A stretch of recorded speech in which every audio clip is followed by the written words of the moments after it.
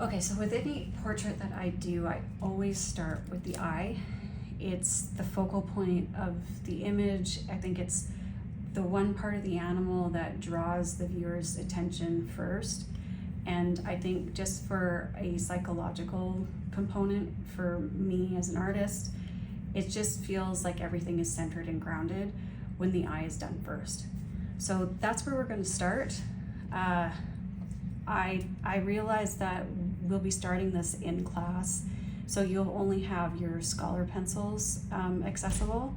So for this video, I'm going to be using sepia in the Premier set, but for the Scholars, I would just start with your black and just ever so lightly use it as a little pressure as possible. So I'm going to start with defining the outline of the eyeball, and so with just ever so slight pressure. And I'm not a firm believer in really sharp pencils.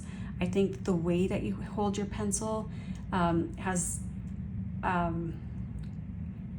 impact on how long you can use your pencil without having to sharpen it, which also extends the life of your pencil, especially if they're more expensive pencils. So holding it sort of on the tail end of your pencil will also help automatically lighten the pressure of your pencil strokes. And also instead of pointing it straight down, kind of using the side edge of the pencil also helps with making sure that your pressure is light and that you're not using the tip of the pencil. Does that make sense?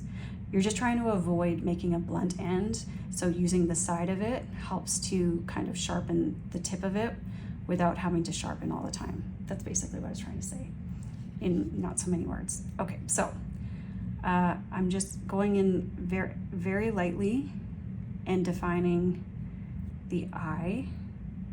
And again, I'm constantly referencing my digital image. You really want to make sure that your line drawing is as accurate as possible. If there are any lines that you drew that were off in any way, that automatically impacts the end result of your drawing.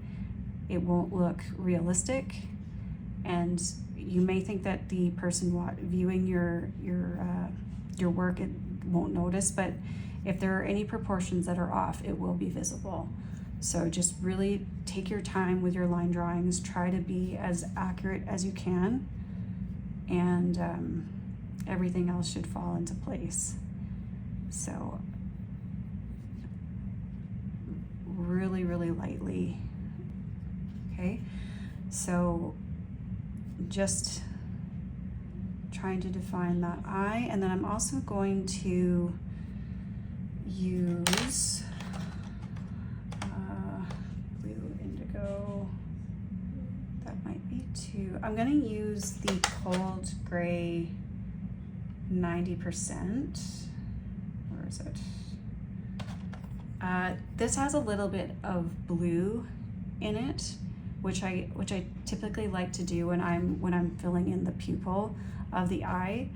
All what we're trying to achieve when we're using a blue underneath the black is we're just trying to give the black a little bit more dimension. So it won't really translate as blue in the end, but it will give our black so much more depth as an end result.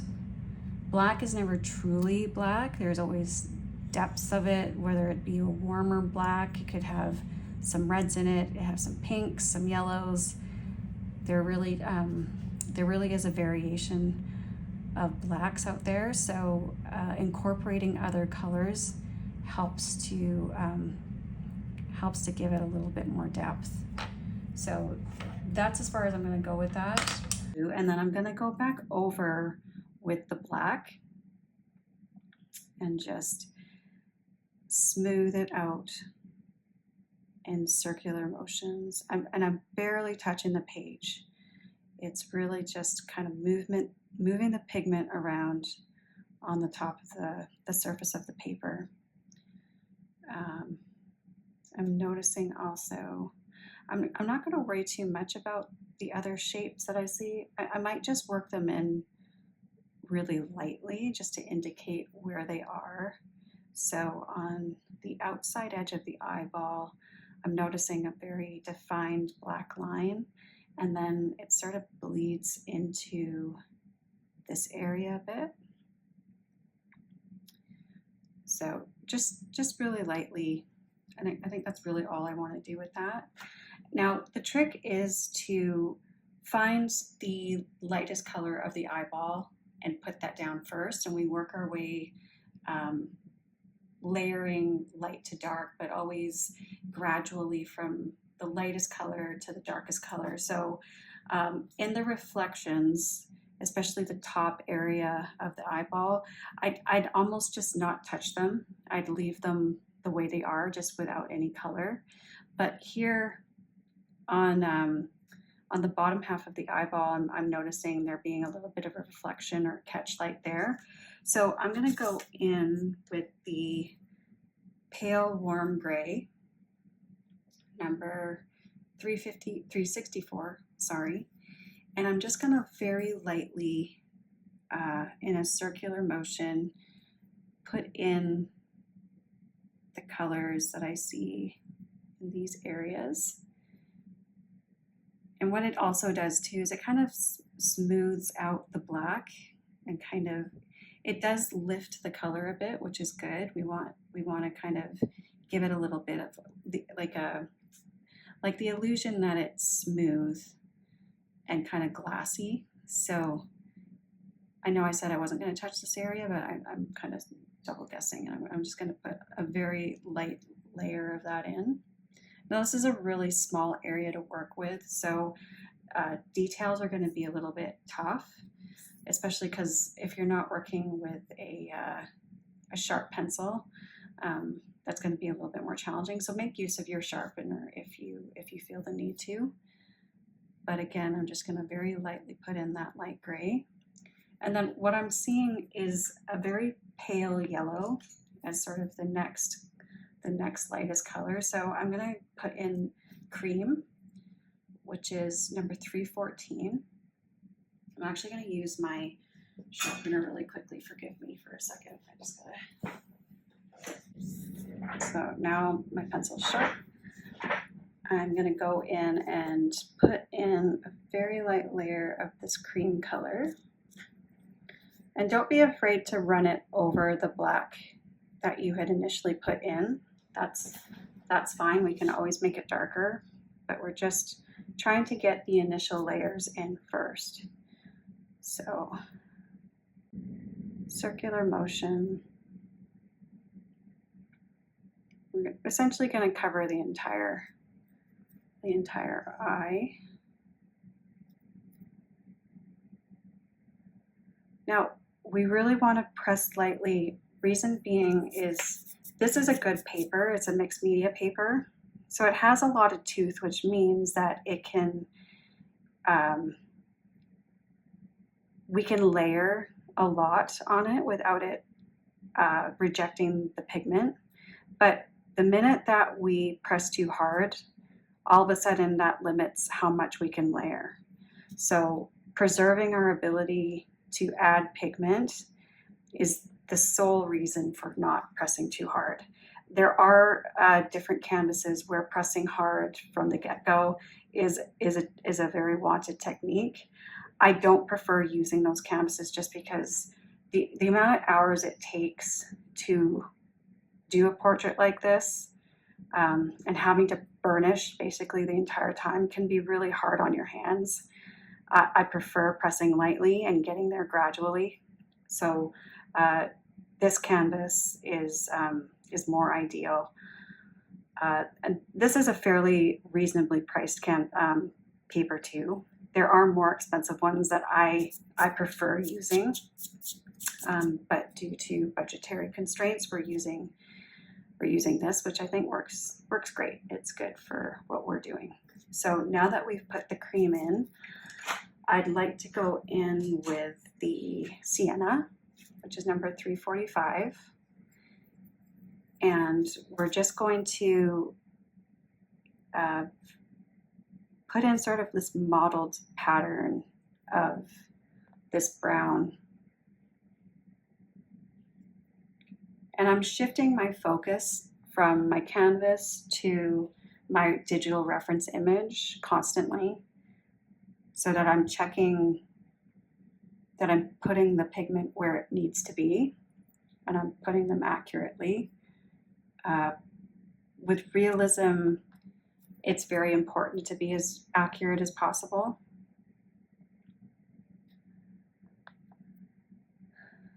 So I'm just working, this is mostly concentrated on the bottom half of the eye.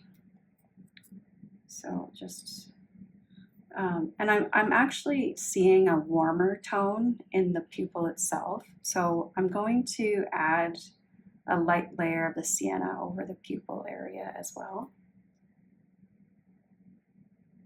Okay. So already we're starting to see a lot of dimension and the different colors blending together, which makes this eye look quite interesting. I want to go back now with the light gray, or the pale warm gray, 364. And I want to sort of smooth over those areas that we had just put in and lighten them up. We want to kind of preserve that catch light or that reflection. So we're going to just try and run over. Now, again, because these are just academic grade pencils, they're not really going to perform the way professional ones do. And we might have to now integrate a couple of the the Premier pencils to get the desired effects that we want. In fact, I might do that right now. So the Prismacolor white pencil is really good for blending. As it is, it's a little bit opaque too, which means it will lay on the surface and be a lot more visible than other white pencils I've used. And you can hopefully you can kind of see how it's lightening that area quite nicely. So hopefully you have access to a white pencil. If not, that's okay. Once we get to the stage where we can no longer elevate our portrait with the scholars and you start using your Premier sets outside of class, I highly recommend you use the white and just run over these areas with your white pencil just to lighten them. And now it's kind of a push and pull effect with colored pencils. You want to lay down a darker layer and then you're going to lift it with a lighter color to smooth it over and get rid of the graininess. And then you're going to go back and apply that color again. So you're constantly adding these layers and at the same time creating these special effects that make the portrait look realistic.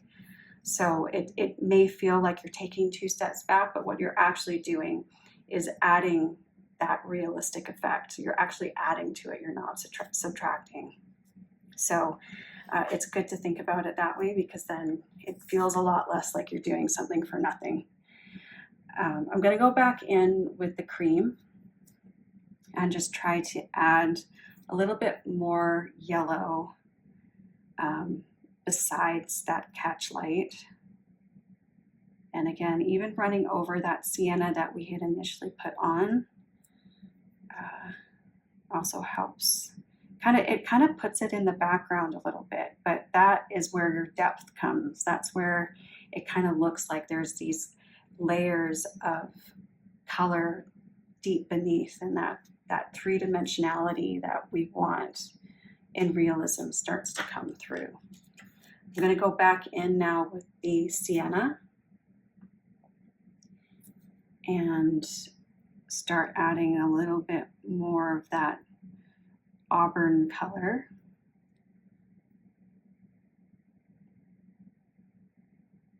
Just circular motion. It's quite an interesting eye. It has a lot of these different little irregular shapes. It's not a typical eye pattern I'm used to drawing. But it seems really simplistic, but you kind of just want to draw what you see. Your brain kind of tells you one thing, it tells you that's a black and white dog, but really, if you analyze it a little bit more and you break it down, you can see there's just so many other elements to it, so many other colors involved, and picking up the colors that you see and putting them down is really helpful. It actually just adds to your overall portrait. There are darker brown elements outside of the sienna that I want to start adding. Okay, so I'm going to add a little bit more shape and detail in this area. Sort of try to define the catch lights a little bit more. So I'm going to run this dark brown over that iris area as well, and it kind of looks like a black flame, the shape of the iris or that reflection. So I'm just going to add a few more elements of detail. And my pressure really isn't changing. It's still very light.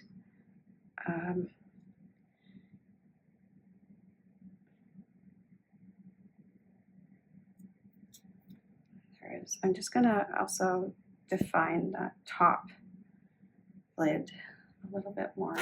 I'm going to go now in with the black. That's 335, and start. So the top part of the iris sort of actually is very close to touching the top lid. So I'm going to just kind of start to create those shapes and increase the intensity of this center pupil. And you'll notice as we go towards the lower half of that eyeball, it actually is a gradual transition of color. It's not like a strict line. So we want to make sure that we are transitioning from the black to that light brown, dark brown.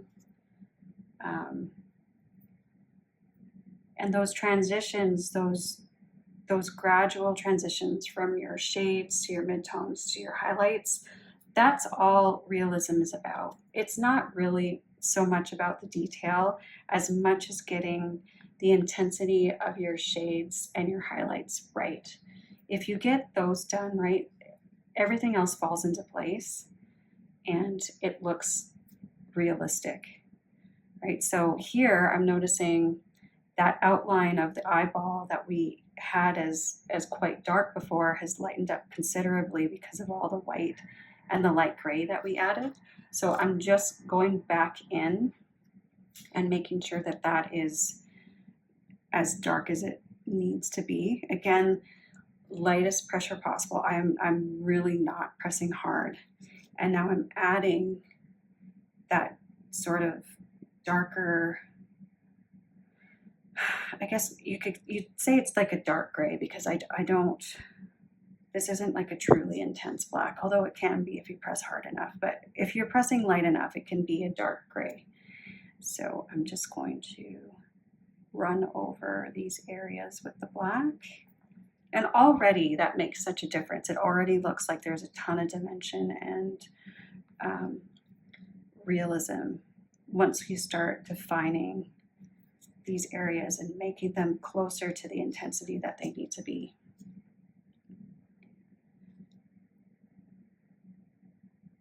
Okay. I am going to add, what is that, Tuscan Red, 337. I just need it to look a little bit more auburny, and we can always pull it back, but adding that warmth in certain areas will help make this look a little bit more three-dimensional and warmer in the areas that it needs to be.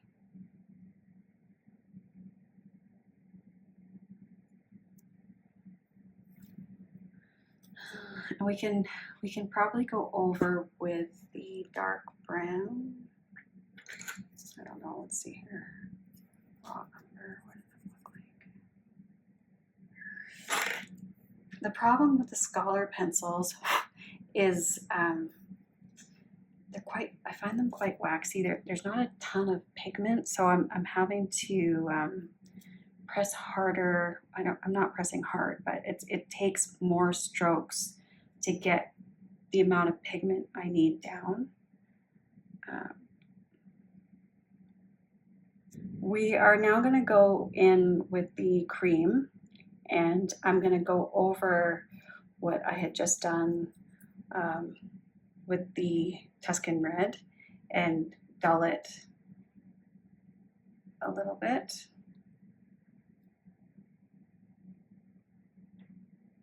We are gradually adding those details,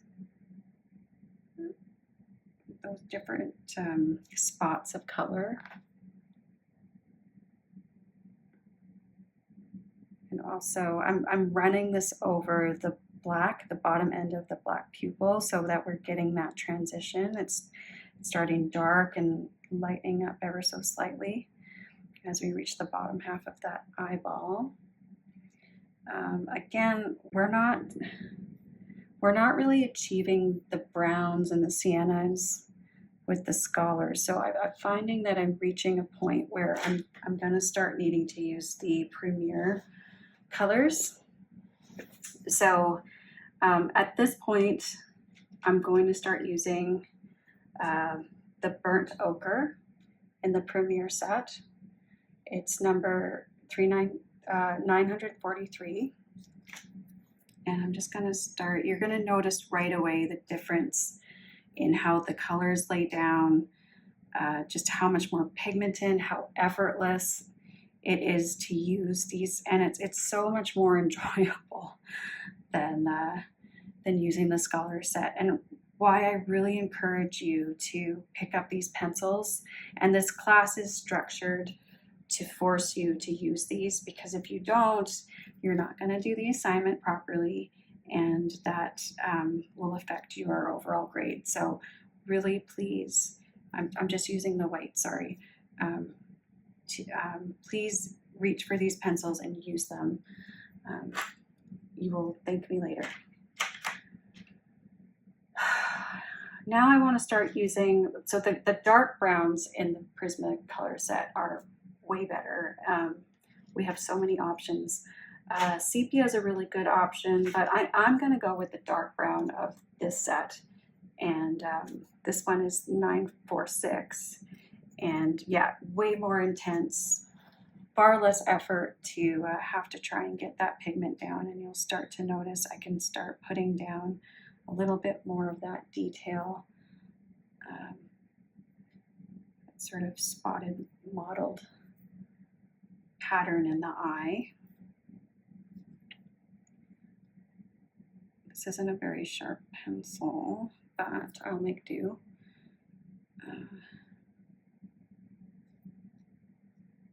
Okay. Very light pressure.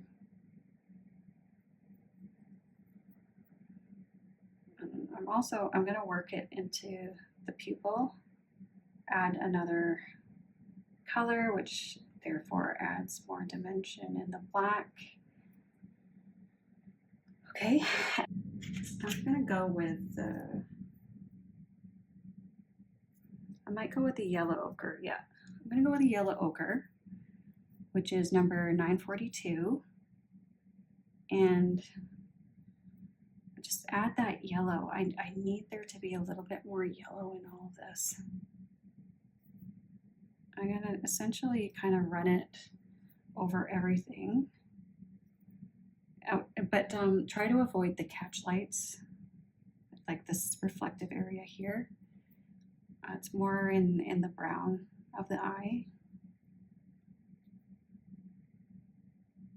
And then I'm going to redefine all those dark spots after, but yeah, it just needs to be a little bit more yellow in here. So I got that, and then I'm going to come back in with sienna. No, I'm going to use sienna brown and add that sort of auburny look in this area here.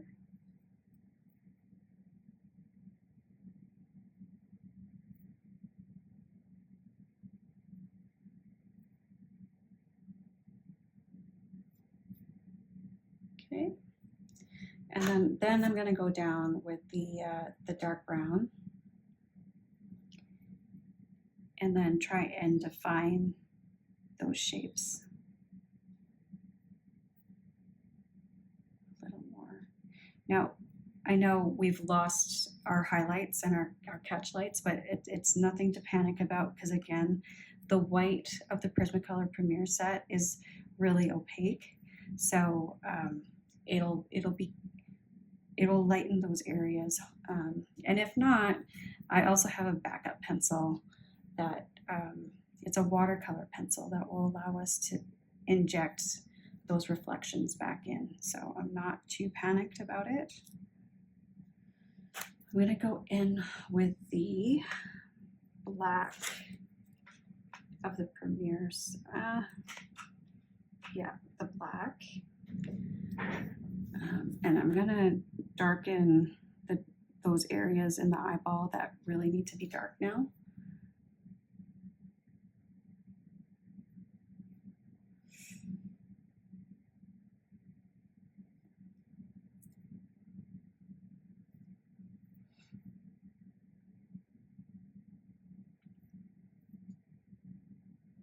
Very lightly, like we want it to be more like a dark gray than it to be a black.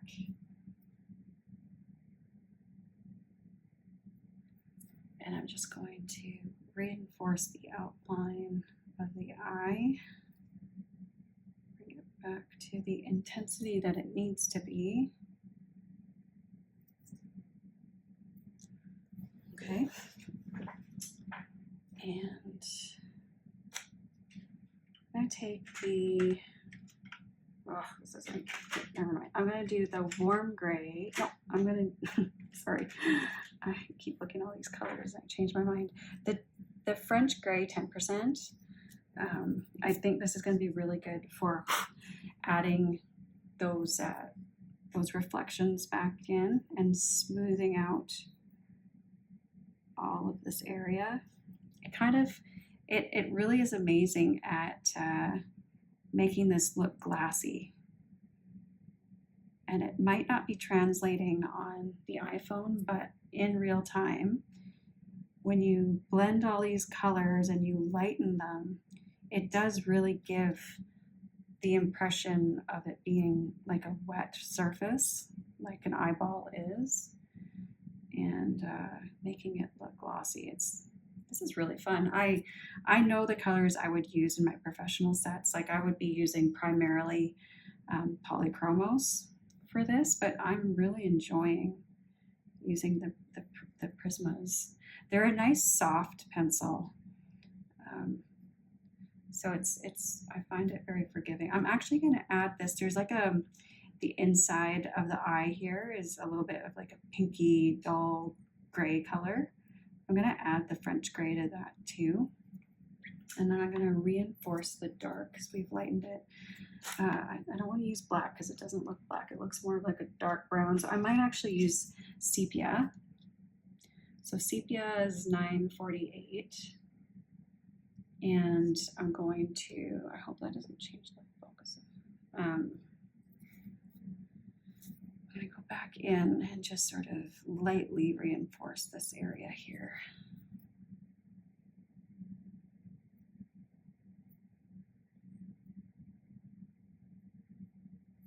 Now all of this, like I've got a line here where all of this is dark, and I might actually start defining that a little bit. So I'm going to now extend my work area and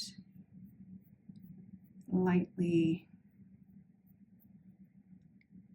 And we're always again referencing our digital reference, making sure that the shape of our eye is correct.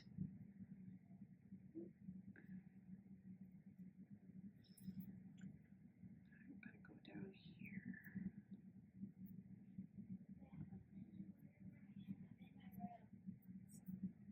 Okay, so there's a mix of white fur. So again, now we're transitioning to areas where there's fur. So where there's skin, just like really light circular motions, making it smooth. But as soon as you start transitioning into the areas where there's fur, you want to start going in the direction of the fur. So you really want to pay attention to where that fur is going, because that also dictates the shape and structure of the face. You really don't want to get that wrong. And it's very easy to tell if you did, because the structure of the face will become distorted and it won't look right. And anybody who knows what a husky looks like, or a horse, or whatever it is that you're drawing, something will look off, and you need to pay attention to how you're drawing and the direction of the fur. Okay, so that's looking pretty good. That's looking like an eye, a real eye. I'm going to put in the seashell pink. I think that's a really nice dusty pink. It's fairly neutral, and I'm just going to add it to the inside of the eye here, very lightly, and then I'm going to define it with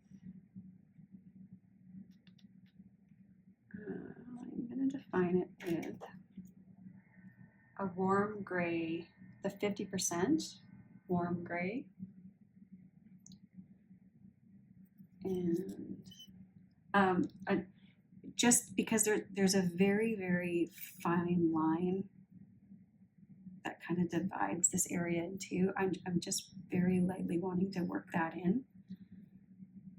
And then also run this over this area.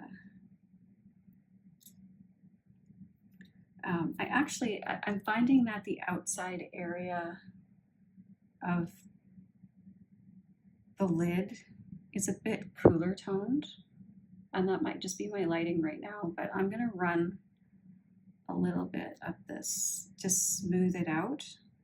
It's lighter than my sepia, so it's always a good technique. Again, as I mentioned, we want to smooth with a lighter color than the color you used previously to get rid of the graininess and add some smoothness.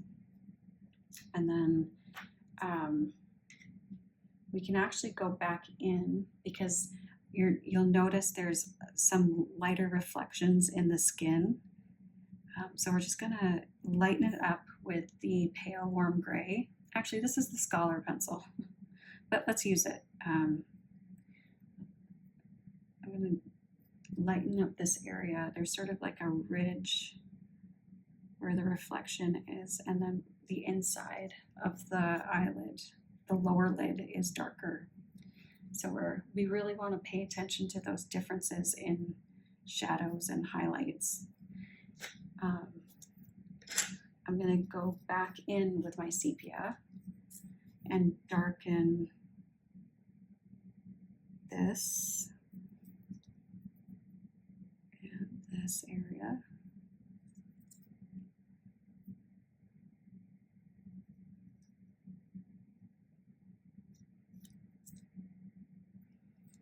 I'm noticing the pupil has lightened up considerably, and you'll find that too. So you'll kind of feel like you've completed an area and you'll leave it, but always with the mindset that you'll come back to it, because the areas that are surrounding, when you complete those areas, you'll actually discover that you didn't add enough intensity to the previous area you completed. And that's perfectly normal. That you'll never know how dark something gets or how light something is until you've moved on to a different spot. So It's always constantly checking your work and and adding that dimension. You're constantly redrawing, which is great. It certainly requires a lot of patience, but if you're a creative, doing this, the whole process is really fun and rewarding. I'm just using white and I'm trying to lighten. This is the, I'm actually not sure if this is the Prismacolor Premier white, and I'm just, I gotta make it sharp, sorry. Yeah, I'm just gonna lighten it up. This is I actually, if this is an underrated pencil, I don't use this enough. This is really nice for creating that highlight. Instead of using your finger, you can blow, or the other thing that I like to use is a very soft paintbrush. So it looks like this. And that way, you're not necessarily dragging the pigment across your page and making those streaks. It just lifts it ever so nicely. I like this better than blowing because you know it's spit on your page. You know, just continue working on the reflections. Oh, it's looking good.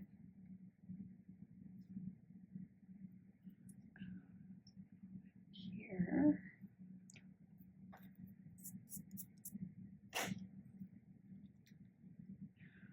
Okay.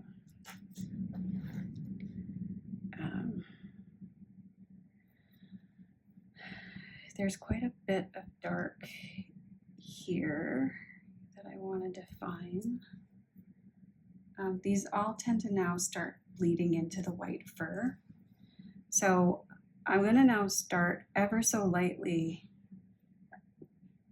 putting in those fur marks and giving the impression of this white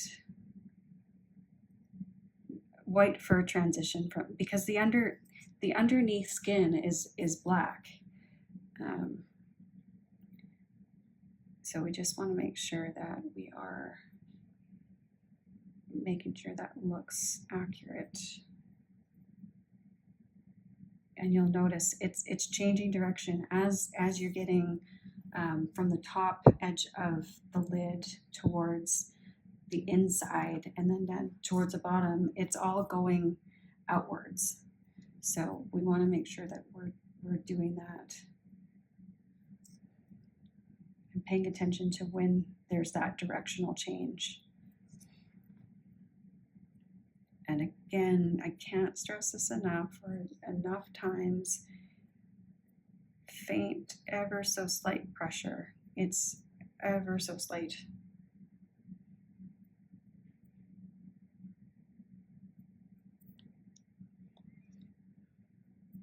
And what we're going to do is, once we've established these lines, we're going to go over, trying to think of what pencil I want to use. I'm thinking it's probably going to be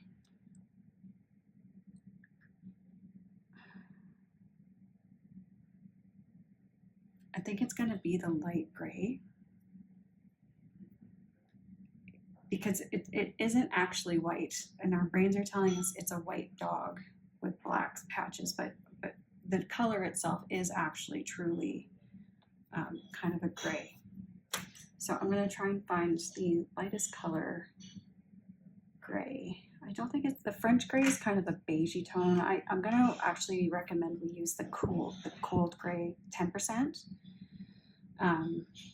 It's quite light, and again, it's that technique of layering. You're putting down your dark colors and then you're running over with your lighter colors to create that smooth. And you'll see it's lightening up that area. We're still seeing the directions of that fur, but now it's smoother, and we're just going to continually add more and more of those layers.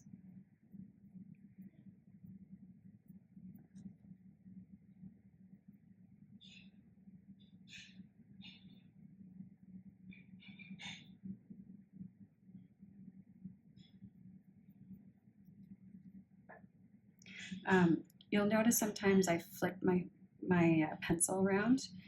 The reason why I do that is I tend to hold my pencil so that it's actually kind of on its side. I'm not pointing it straight down because you wind up dulling the end of your pencil. You want to hold it on its side, and then once you've kind of worked on a side long enough, I like to twirl it so that I maintain that sharp tip, and then it prevents you from having to sharpen your pencils, and it preserves the life of your pencil too. And especially if you're invested in really expensive pencils, you want to extend their life as long as possible. So this is looking good as sort of a first layer, but you'll notice when we look at our reference image, it's quite a bit darker around the edge of the eyelid. So we want to go back. I feel like black would be a little bit too intense, so we're going to go back with the sepia and redefine these areas a little bit darker.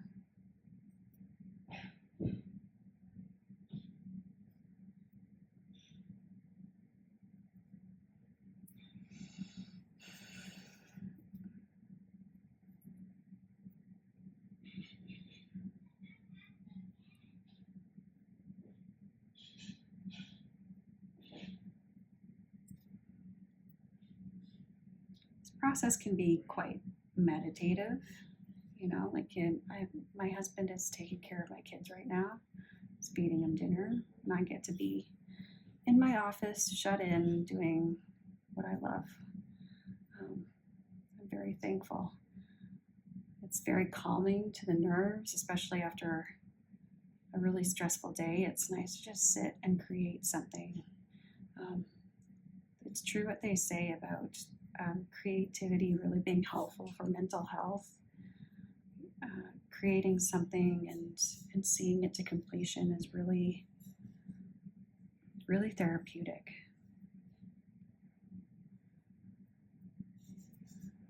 My own version of therapy. It's a little bit darker here too.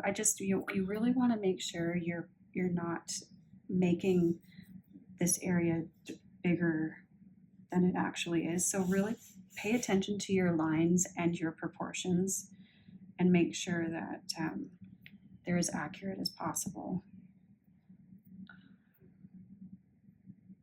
This whole area is quite a bit darker. I'm actually going to add, so the top lid here, this is all quite dark. So I want to make sure that my blacks are black, and this area is definitely black. So I am, again, it's light pressure, maybe a slightly heavier handed than before, but I am going to just make sure that this is all dark.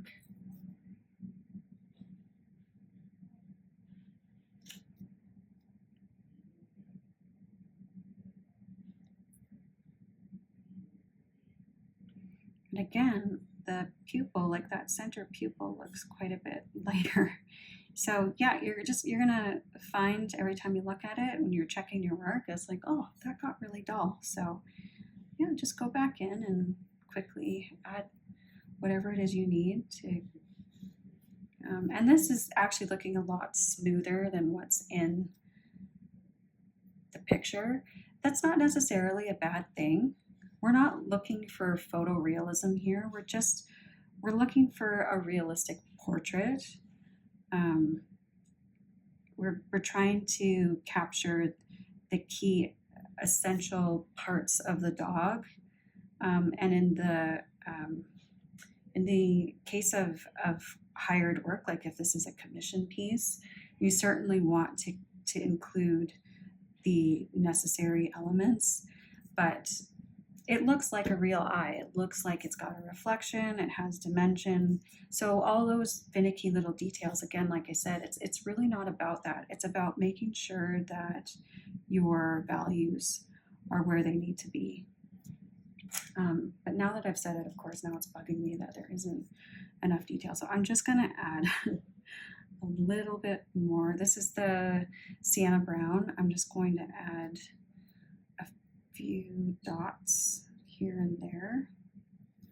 And then I'm going to add the dark brown and a little bit more detail.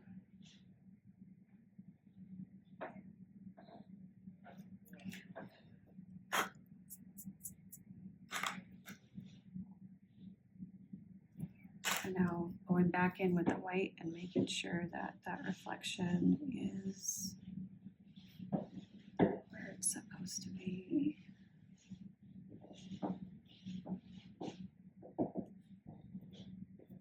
Okay.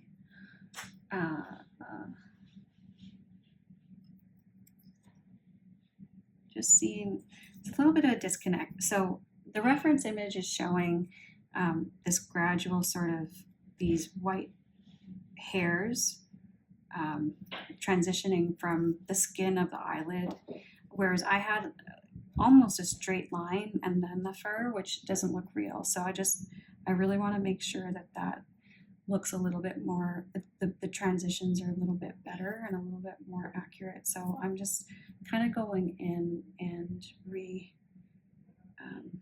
reinforcing those spots within the white fur so that it looks a little bit more like the fur is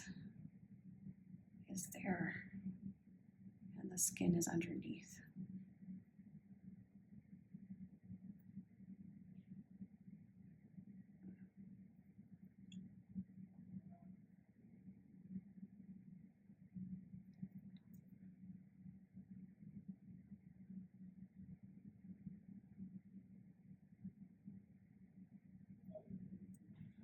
Okay, and then all of this is dark too. It's sort of, there's that ridge where the highlight is, but then underneath is quite dark. So it's again just injecting these fur lines with the black.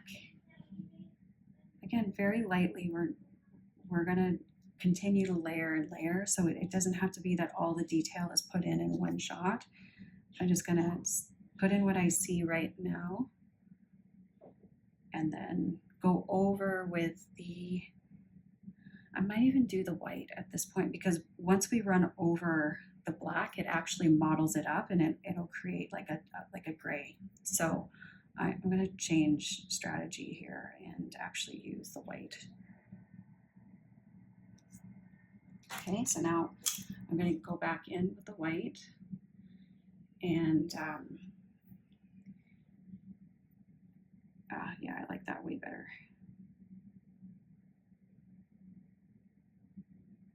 It's really good at dulling all those dark marks and smoothing it over so it looks like there's that layer of fur.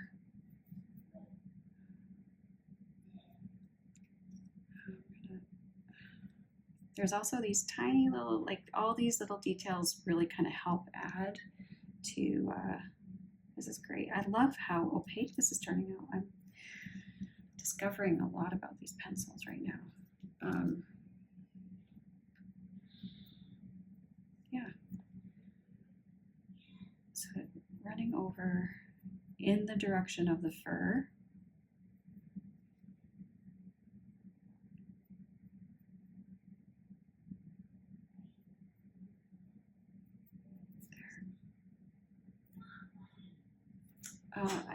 Looking a little white here, so I'm gonna just try and add a little bit. I'm just using this is actually the Scholar pencil. It's a light pink. I'm just seeing, because it's not as pigmented, it won't add as much, but I just kind of want to add a little bit of pink. It really didn't do anything. Okay, I'm going to come back to the Premier set and use the peach. It's not really a peachy color though, is it? It's more like a gray. I'm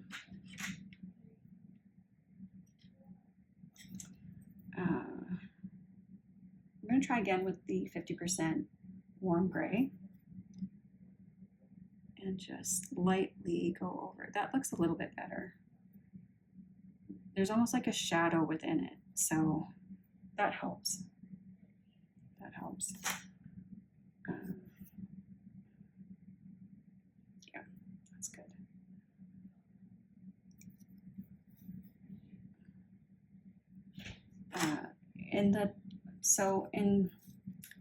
In this area here, there's areas where it looks a lot lighter in the fur, so it's good to use the white pencil here. But then there's also this sort of like it's like his lid, his actual lid underneath. That it's like this defined darker line, where I think the change in its direction of the fur is a little bit more defined. So I'm gonna use I'm thinking a warm gray.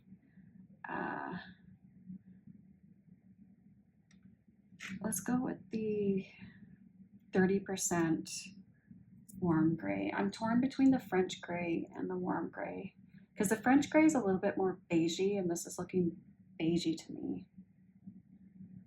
Let's start with the 30% warm gray. And I can tell this is not,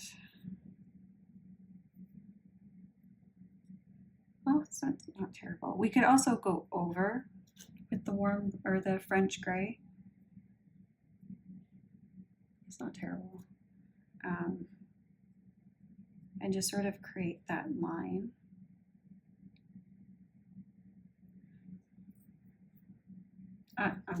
I don't like it. I'm sorry. I'm going to use the French gray. I'm going to use the French gray 50%. Sorry, this. And run it over. It's just a little bit murkier. It's got a little bit more warmth in it than the warm gray. And so I'm gonna use this. It looks better. And again, this may look too intense, but we can always pull it back with our white pencil. So I'm gonna do that right now. I'm just gonna run it over with the white and blend this together.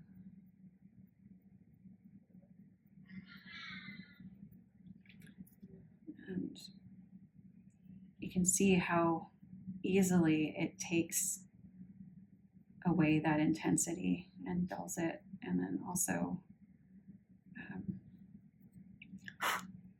yeah, that's good. So we'll just kind of keep layering. We might add a different color too, just to bring a little bit more intensity, but I'm liking the 50% warm gray. So I'm going to go back in and add a little bit more.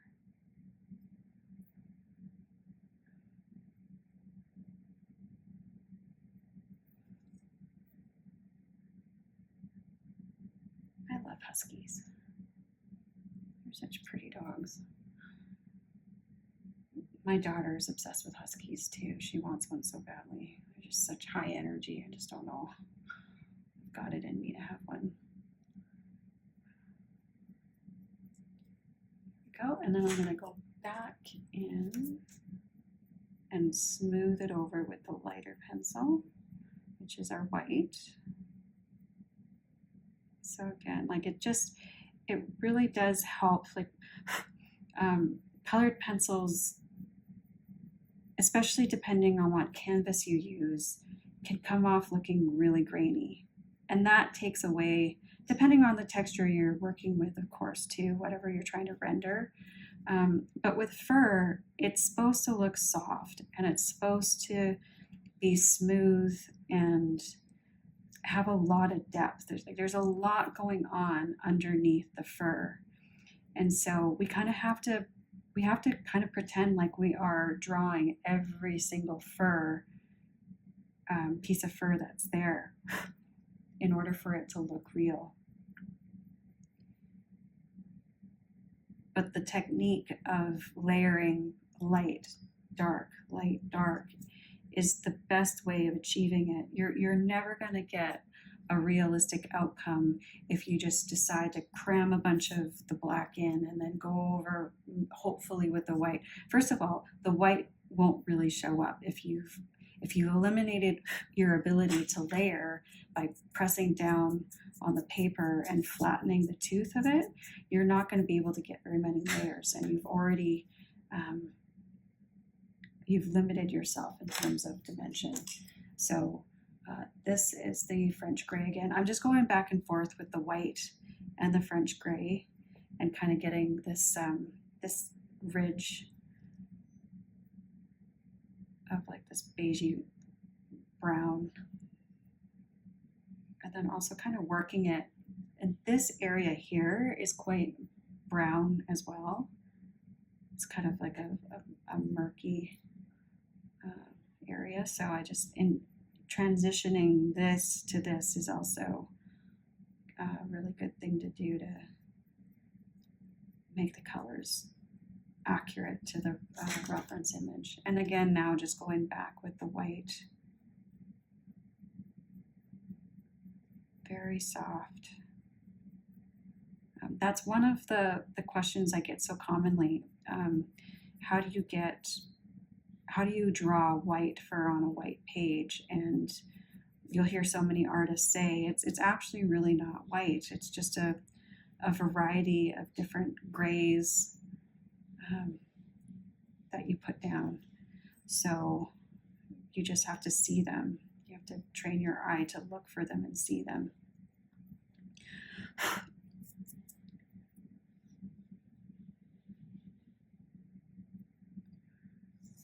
Okay, so now that I'm looking at this, again, you're constantly looking from your reference image to your canvas.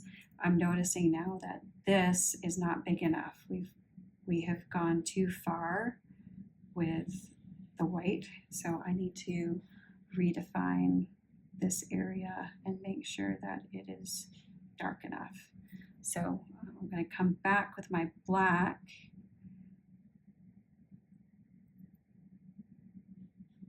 and inject some fur lines with this now and make sure that that is correct.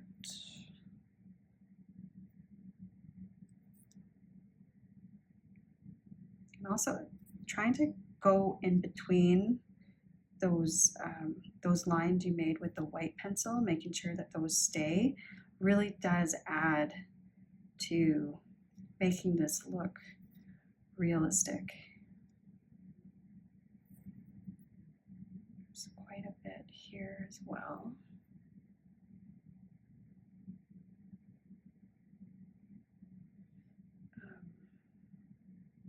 And don't be afraid to use your black pencil in this area, because again, our white pencil is so good that we can always bring it back. We can take the intensity down just by running our white pencil over it. But please notice the layering is done with ever so slight pressure. There's really none at all. And in fact, I think I might even use some of the black in this browny beige area, because there are just some darker fur lines that I'm seeing. And it's helped define this a little bit more. Okay, and now again, come back with my white.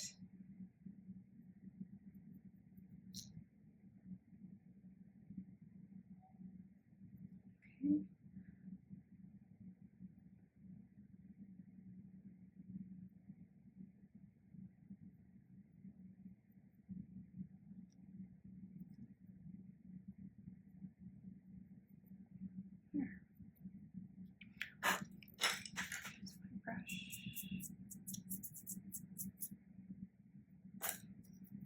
Okay, this is looking really good. This is a really good start.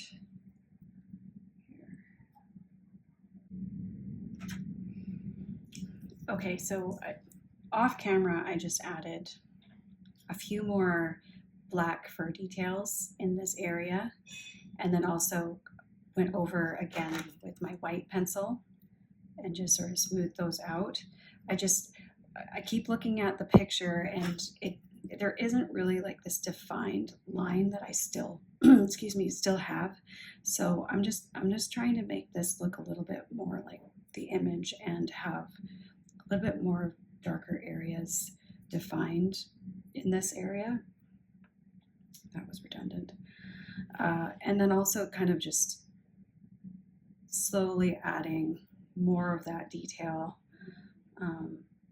in these areas as well. It's really paying attention to those values and making sure that wherever there isn't a defined line, you're just making sure that it looks accurate. So it's very much a process. It's very much, I find too, like the minute I stepped away, I just took a quick water break.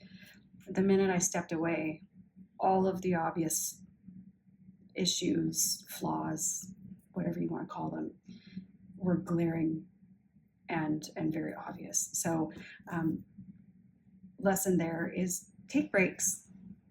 Sitting here for hours and hours on end is actually, it's not helpful. And as much as you want to get work done, 5 minutes is all you need to take a break and have some fresh eyes and see things clearly. I can't stress that enough. I think my husband's making dinner right now. I'm starving. So yeah, I'm going to continually just constantly look at my digital reference and sort of make sure that the areas that need to be dark are dark. And we're going to gradually, I think what we'll do for this area is we're just going to focus on maybe a little bit of this area here, but all for the eye in terms of assignment is going to be this here. And then I think I want to go to the ear. I think what we'll do is we'll go to the ear next, and I want to tackle that. It looks like fun. So we'll just spend a little bit more time gradually increasing our area of work. And yeah, it's been really enjoyable. I mostly because I really haven't worked extensively with the Prismacolor Premier sets, and I'm finding it a very enjoyable experience. And for their price, I mean, they perform just like they are professional. They are a professional set, but I've always just used and been very particular and stubborn with the sets I've trained with. And I've been reluctant in stepping out of my comfort zone and testing other pencils, but this has forced me to sort of consider using these as part of my repertoire for commissions. I'm really, really enjoying how they're performing. So yeah, we'll just keep darkening this area. So there are professional pencils that are a lot darker and more black than even this. And I've heard many artists say that the Prisma Premier Black is actually quite black. I have other pencils that are even darker, and I may pull them out later. Maybe when we come back and do our final touches, I might bring them out and we can test them as a class in class.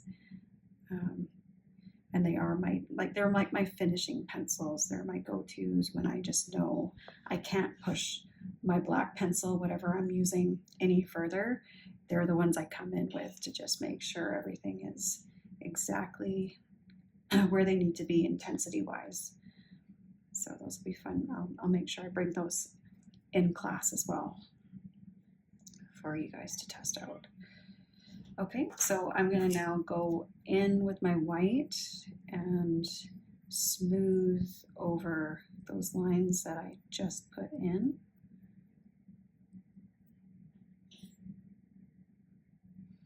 And some I may not, I'm not going to run the white over too much. I want them to stay in the intensity they need to be for the black.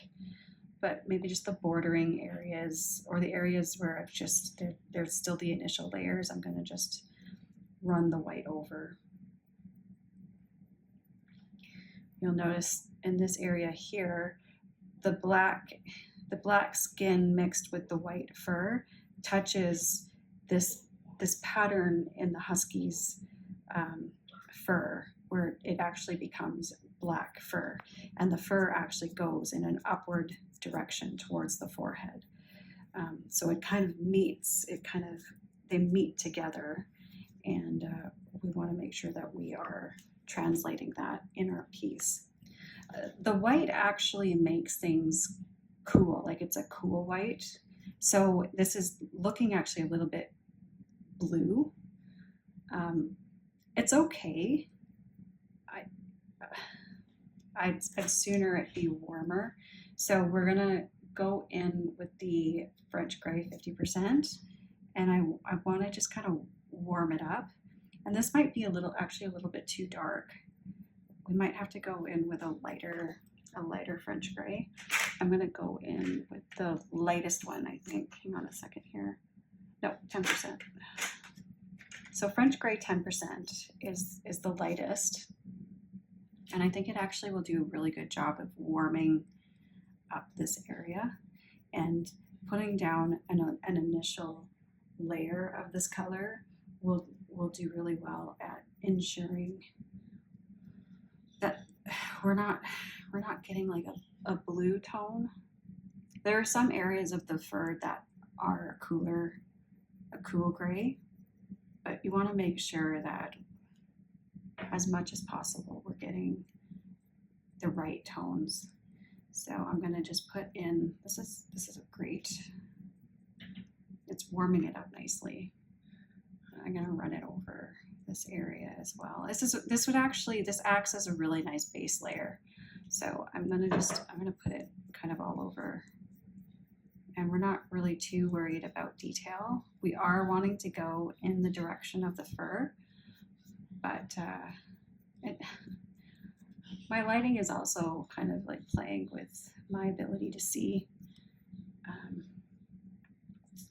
Right now there's areas that do look cool and some that look warm, but I'm going to trust my instinct and just go with a warm tone, undertone here. So there's this, I've put it in my line drawing. There's sort of this ridge here.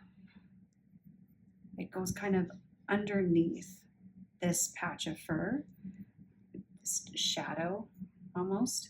So we just want to make sure that we define that, because that is part of the bone structure underneath is there's this this ridge of fur that helps define that structure.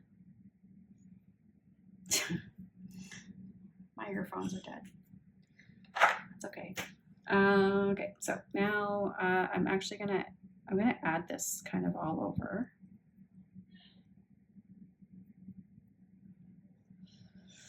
And it kind of actually goes up here too. I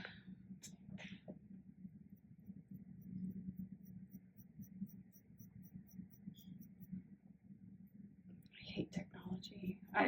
It's been such a steep learning curve for me, having to figure out how to video properly. I've got an iPhone set up overhead. I have a camera facing me. I've got a microphone, and the audio isn't aligned with the video. I don't know how to fix that. It's just a lot of figuring out. And my headphones died, lighting, just so much. All I want to do is just draw.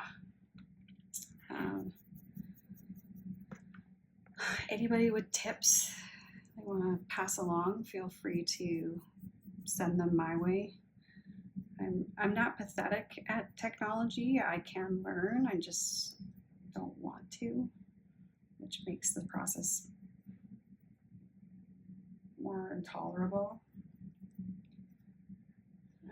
Okay, so we've got a good base layer of the 10% French gray.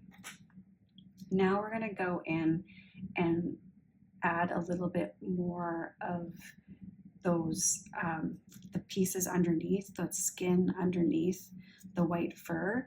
I'm not going to use the black anymore. I'm actually going to use the 50% warm gray. And again, just ever so slight pressure. It's just very, very light, but I'm going to just add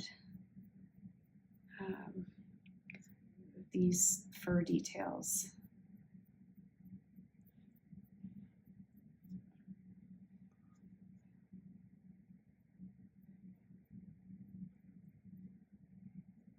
And it's quite soft here. It's not as defined in terms of the skin underneath, so I'm going to kind of leave that, but here I'm going to just add a few of those details and extend this ridge.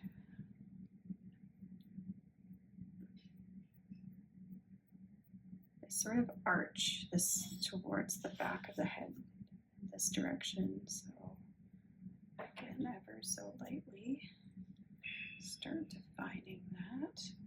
This is all black fur, so we want to make sure that that transitions softly like it does in the image.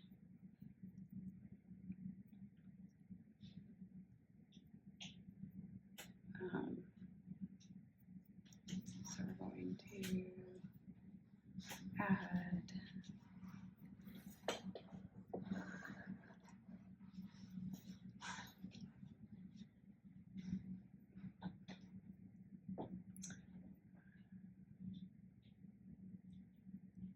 my husband just brought me dinner. I'm going to add some detail here very lightly. I didn't mention this before, it's kind of common sense, but not only do we want to pay attention to the direction of the fur, we also want to pay attention to the length. So around the husky's eye, they're short. They're just these short little wisps of fur, and we want to make sure that we're also rendering that accurately. There's quite a bit to think about when we're rendering, but it comes back to that really oversimplistic piece of advice, which is just draw what you see. Not what you think you see, but draw what you see. I'm going to define this a little bit more, and then I'm gonna run this over with the 10% French gray. I'm gonna do that right now to kind of smooth it over. So again, the 10% French gray, and we're gonna lighten and we're gonna smooth.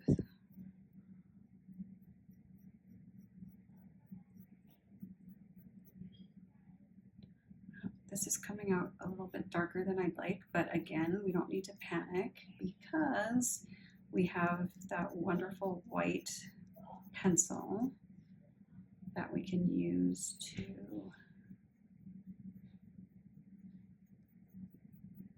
lift the color. I'm only going to use the French gray here, and then I'm gonna transition over to the white pencil because it's coming out a little bit dark.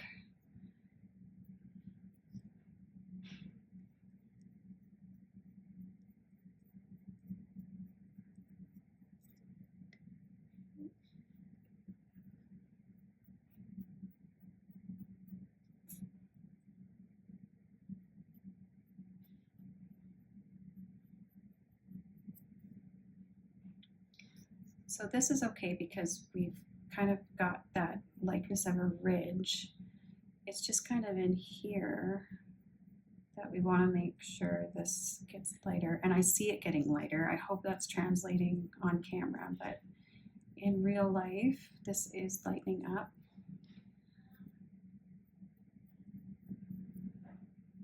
And I also want to make sure we're lightening here.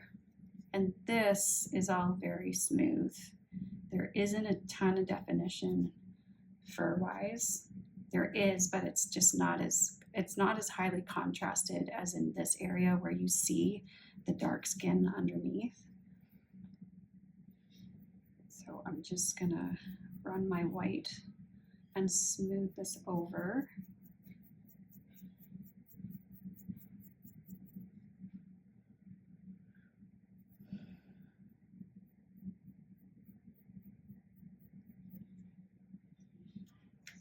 That's good.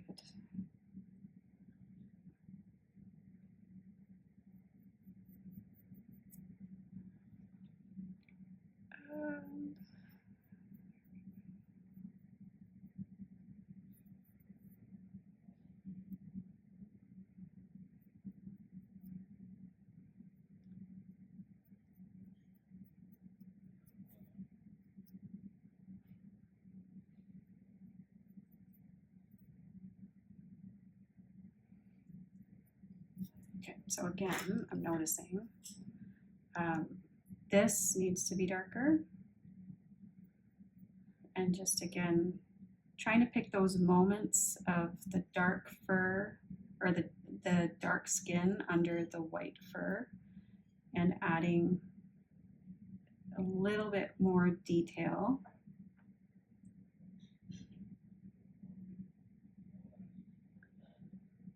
And here.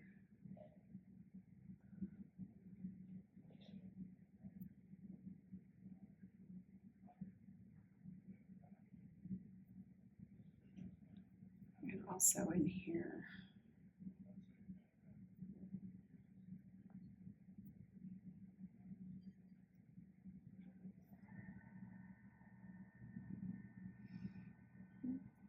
Okay, I'm gonna use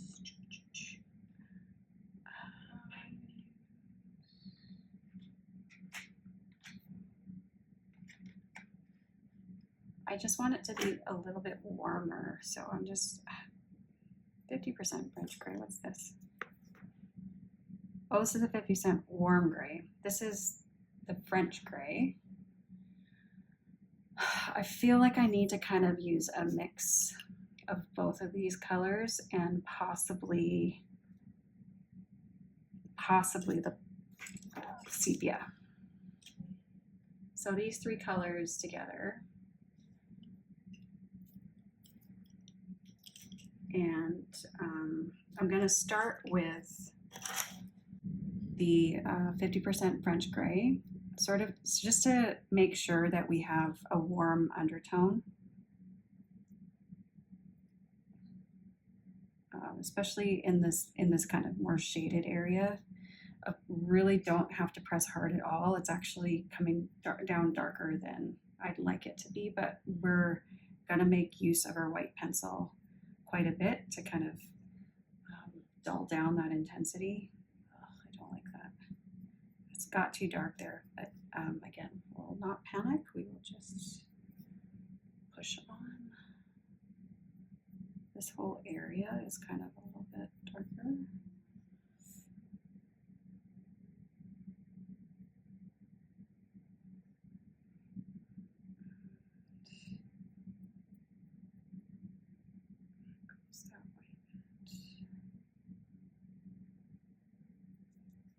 I'm going to smooth it over with my white.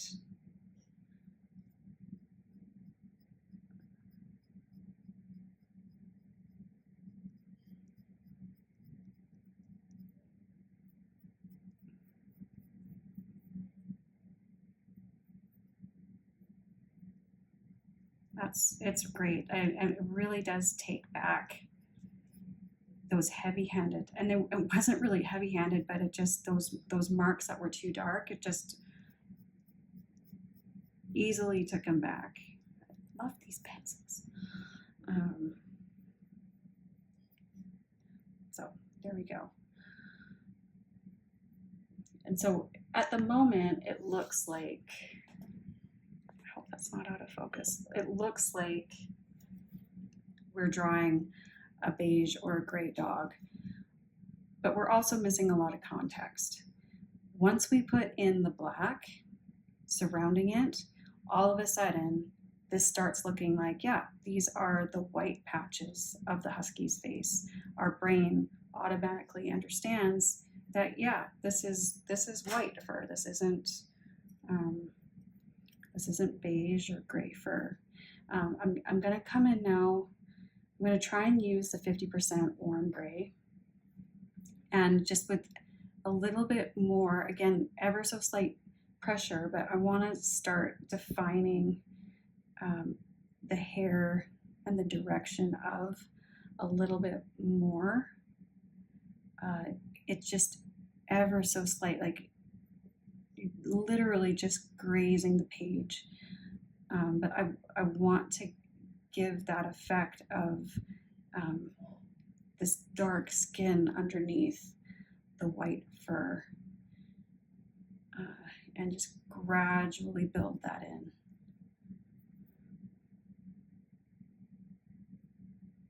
It's also, this area here is looking too disconnected, where there's there's a transition of the dark skin with the white fur, but this is too light, whereas it's a little bit more transitioned. So adding these darker lines will help that look a little bit more true to the reference image.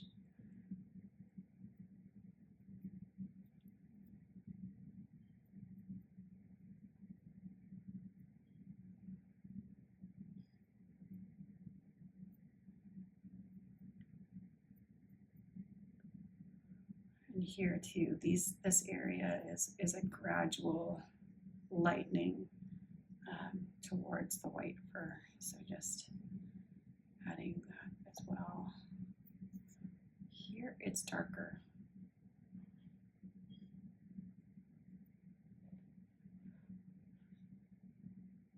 I want to get from that black here. I almost wonder if the French gray would be better, but it's okay. We'll use this for now. Okay.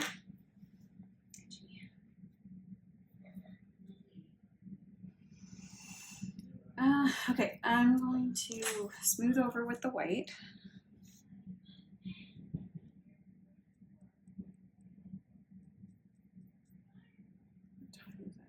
Oh my gosh, it's almost okay. It's almost my kid's bedtime.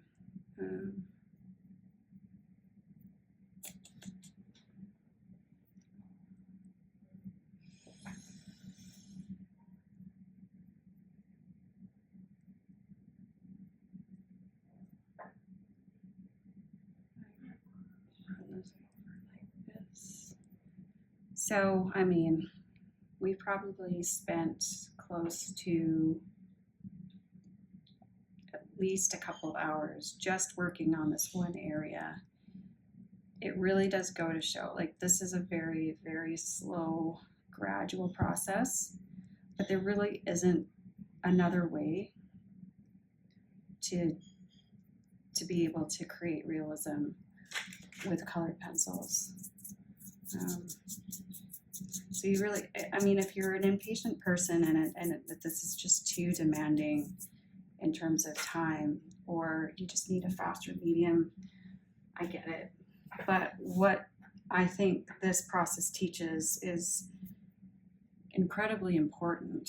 And it does force you in a lot of ways to just slow down and kind of enjoy that process of trusting yourself, trusting that despite how awful it might look at this stage, it will get better. Having that faith in yourself to persevere and continue to work at something, it's invaluable lessons. And when I was first learning how to do all of this, my background was with watercolor, and that's a really loose medium. Like, that is something where it's more, it leans more towards abstract, which I wish I was good at. My brain doesn't work that way. Like, I always overdo it in my attempts to do abstract paintings. It's something I really have to work at and practice more. realism in this sense was just something that I think aligns more with my ability and my aptitudes. And I just loved taking my time and building stuff gradually. And yeah, it's extremely meditative.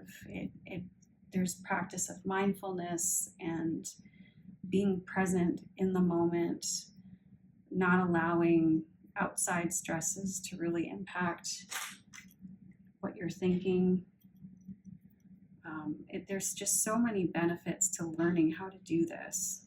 And even if you decide that colored pencils are not going to be your medium, that's fine. But in going through this course and hopefully this lesson, if you're outside of my senior class, this can help equip you for other mediums or other things, other aspects of your life that require more patience, require more perseverance. It's really, art can be such a vehicle to success in other aspects of your life, and I'm just such a huge proponent of that.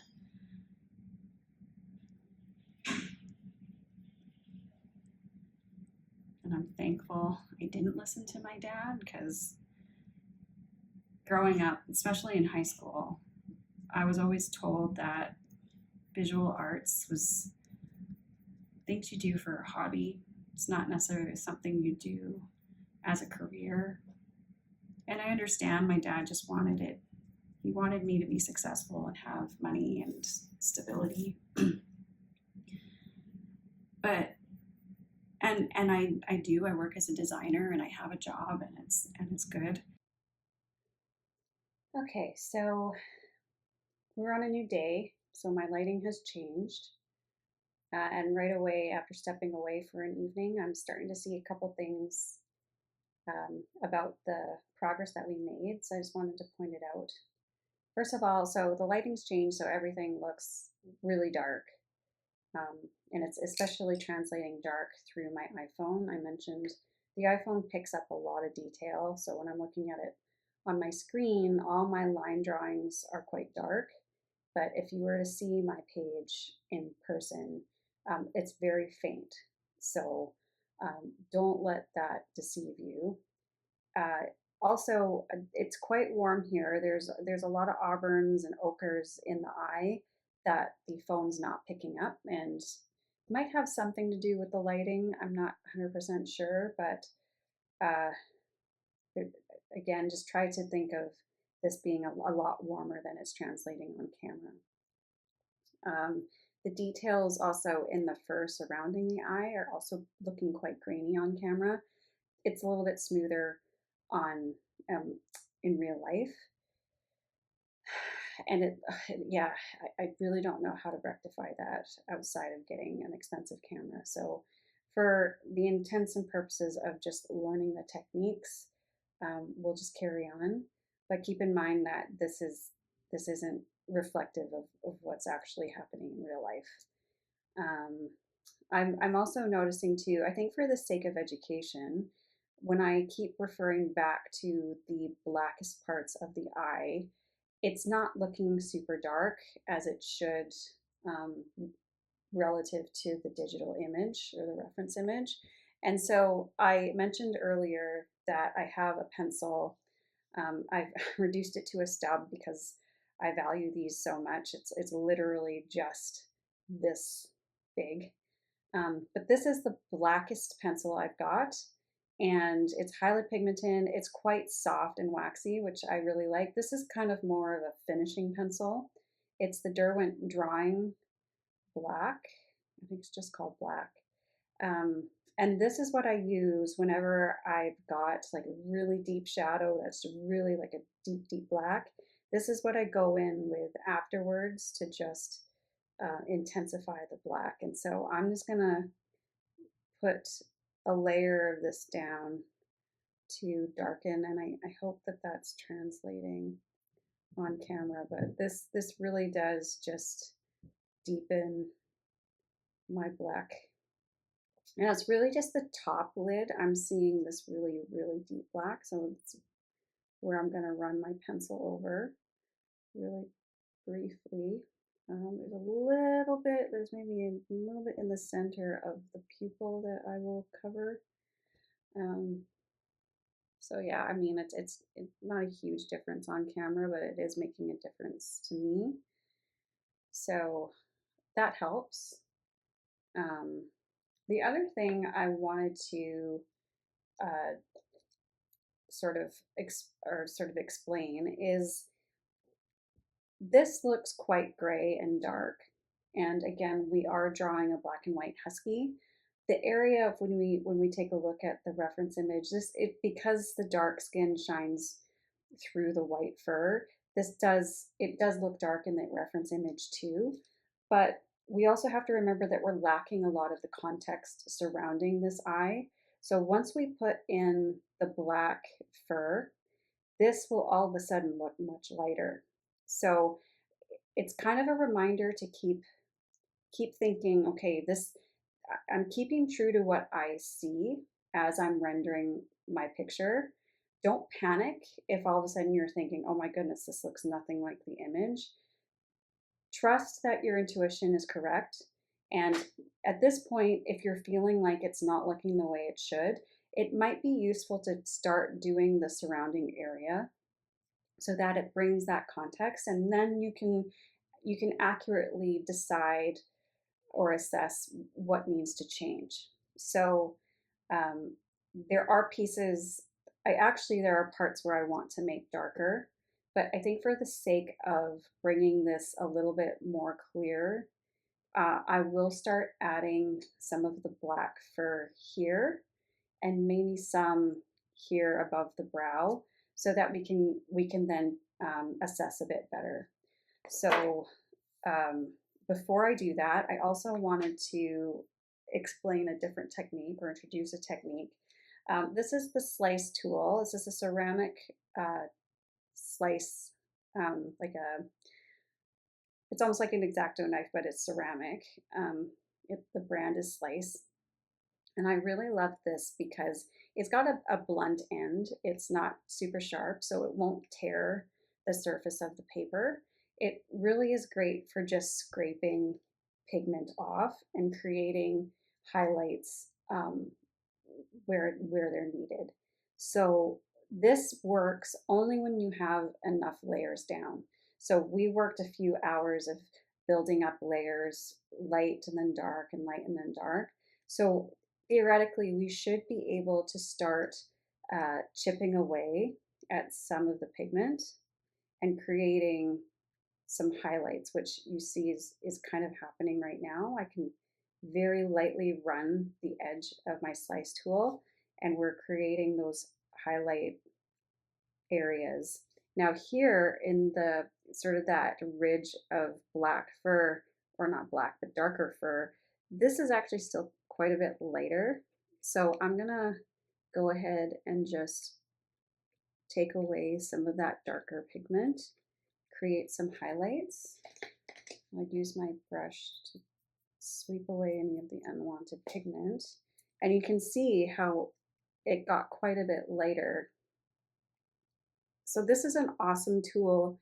Again, if your white pencil isn't really making a difference in terms of creating highlights, this would be your next step, which is to actually chip away that fur. And then we can go back with our pencils and redefine some of these areas.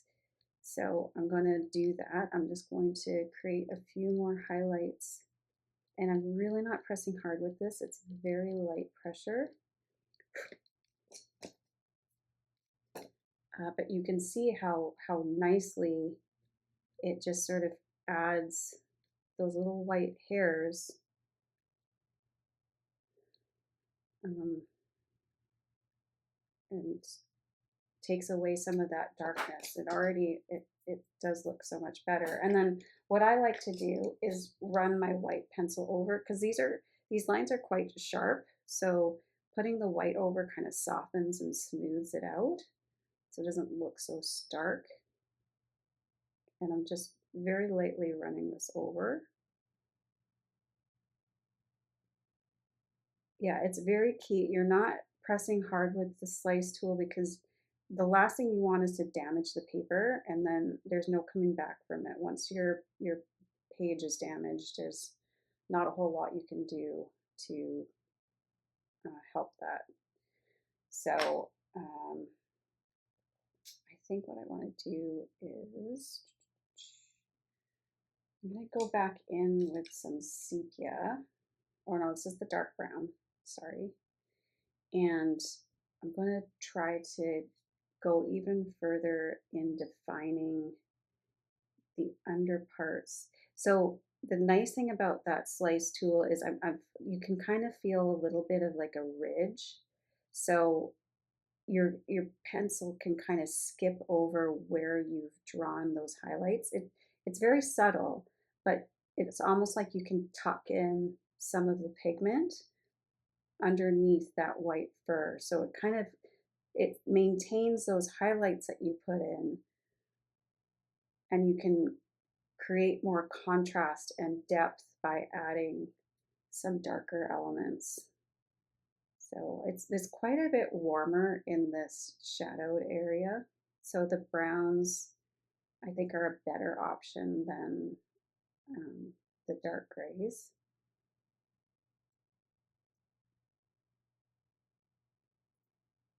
And also here, it's really like the time of day influences how your portrait looks in a big way too. So trying to stick to what you have started with is kind of a good thing to do, just so you're not going from warm to cool, warm to cool. It can start being a bit of a mess if you're not consistent. So choose a tone or like a shade and then stick with it.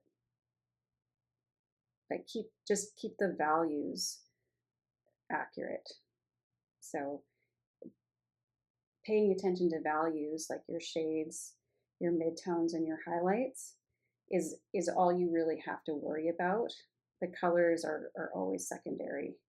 You want to be as close as you can with the colors, but as long as your values are on point, then the realism will still happen.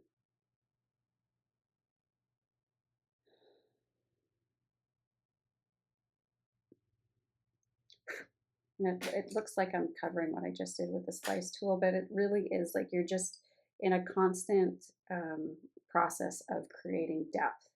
And sometimes that means adding and then taking away slightly, but always creating that depth with your tools.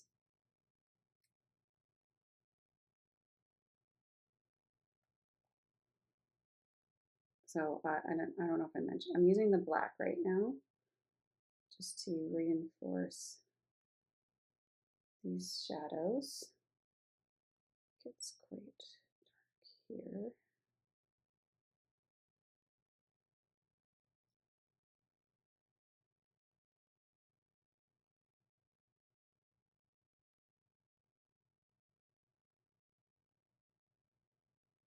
And then we can always come back in with our slice tool if we've overdone it and just add a few little details. And I recommend the slice tool is sort of the later stages of your rendering. You don't want to do this at the beginning just because you want enough layers down. And if you do this at the beginning, you're going to take away your ability to do the base layers, like the under painting, which is it's really foundational. You want to be able to keep those first. Does that make sense? It's just because it dents the paper a little bit, you're not going to be able to like take that away if in fact it wasn't right. It's not easily correctable. So leave the ceramic tool or whatever X-Acto knife, whatever tool you're using. If you can't get your hands on a slice tool, do it in the later stages. Just I want to define this a little bit more.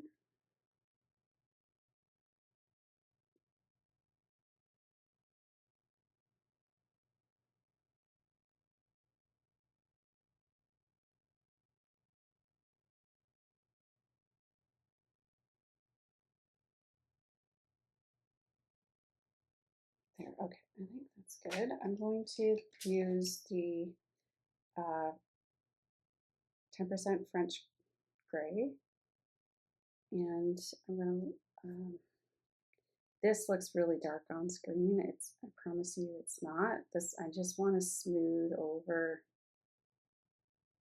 and add a little bit more of a lighter warmth. Smooth this out.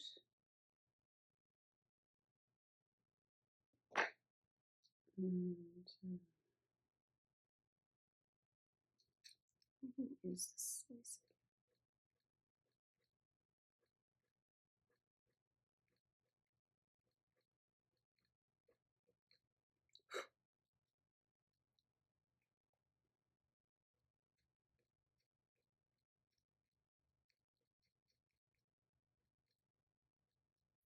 It's great too because the Prisma Premiers are such a waxy colored pencil that the buildup on the page,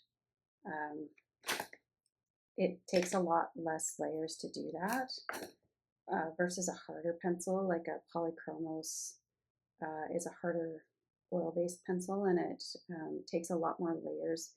So the more layers you have down, the more successful the slice tool is at scraping pigment away.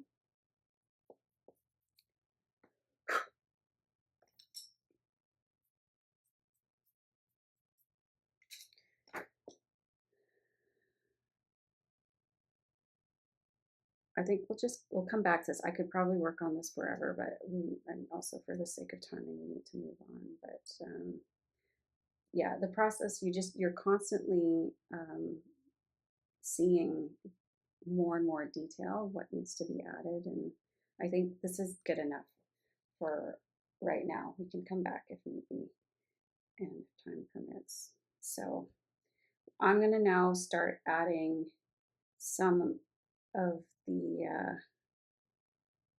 black fur in this area, and it's the snout of the dog. The fur it goes upwards towards the forehead, so that's the direction I'm going to make my lines. As just actually, I need to move my reference image. Sorry, one sec.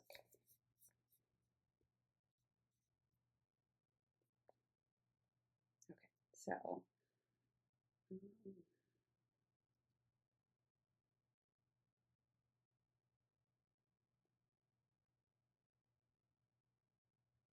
Not too hung up on the details right now. It's really just getting a base layer of color. Here, the white hair fans over top of the black. We'll just go in lightly with the black right now, and we can put in those wisps of white fur after.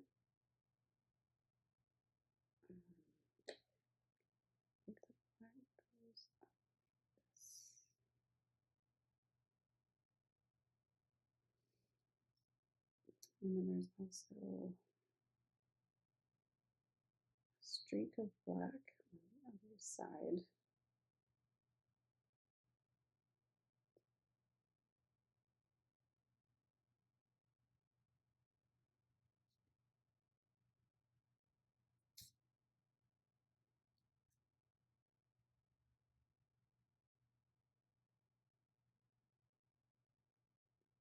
And even just adding this really helps bring some context. It makes this look more like the reference image.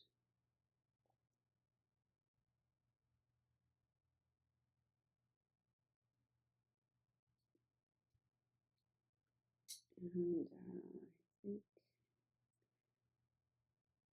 so in this area here, this is where the direction of fur kind of meet or collide. So you're kind of wanting to draw it as if they were kind of going upwards a little bit. Okay, so we got a base layer down. I'm gonna throw down, just to smooth it out, I'm gonna put, I think I'm gonna use pale warm gray. Let's try it.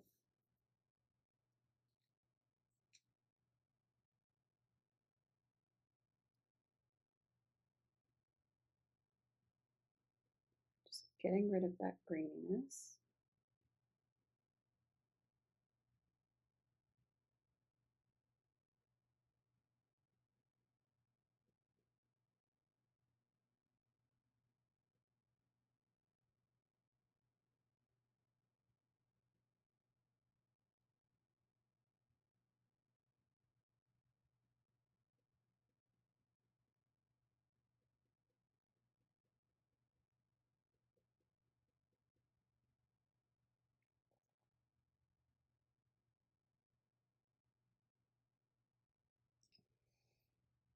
Okay, then we're gonna go back in, I think, just to add some, because I'm seeing not only some black, but some darker browns as well. So I'm gonna do that. I'm gonna use the dark brown and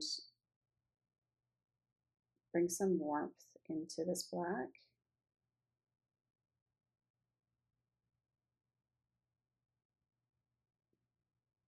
You know, with the Husky's fur, you'll notice there's little dots of white, or there's just these little moments where the fur is not completely black. It's not one solid block of black. Those little details, those little wisps of white, we can put in later thanks to our white pencils or the slice tool. So we don't need to fret too much about putting those in now. I'm more worried about just getting the base layer down.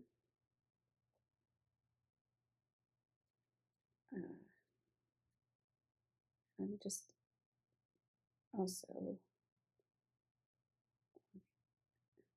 kind of going into the white fur and making this border of white fur look a little bit more realistic.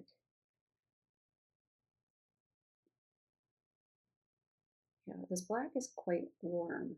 There's definitely some undertones of, except here, it's a little bit cooler. So I'm going to inject a little bit of the, what's a warm gray? Cool gray. I need to put in.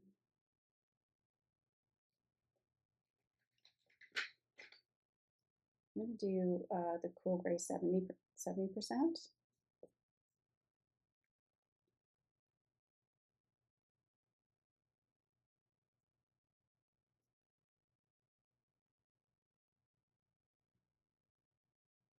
That's good. Okay. And then again, I'm now going to smooth over. I'm going to put in the black over this brown.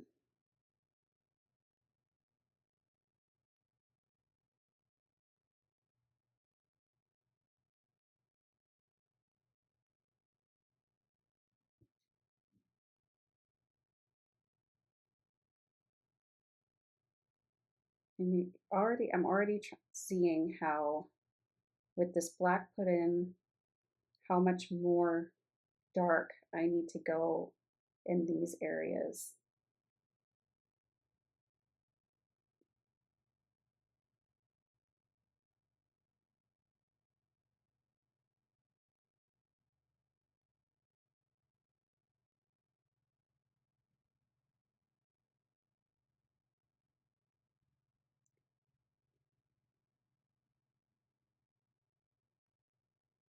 know if you can hear that, but I put a load in my dryer and it keeps beeping because it's done. It's driving me crazy.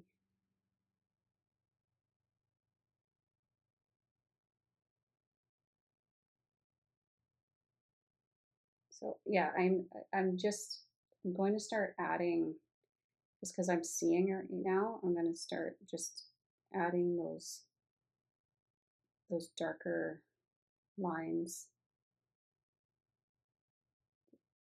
where they're needed, and transition this area a little bit better because it's just looking a little bit too disconnected.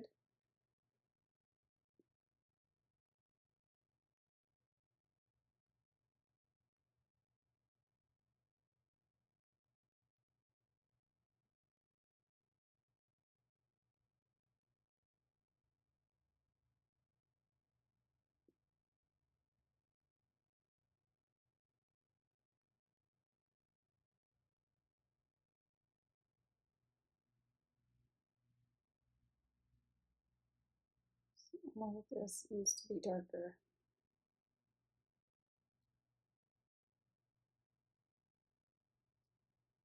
And adding this depth makes our highlights stand out more. So there's that three-dimensional effect that we're starting to create in doing this.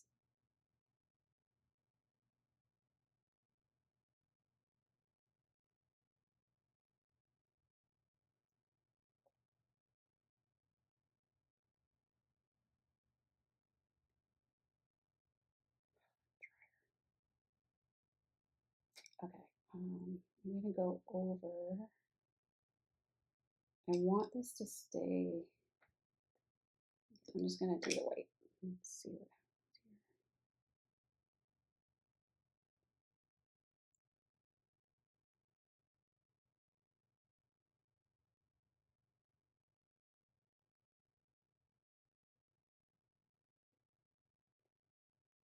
It's definitely making it smoother, which is good.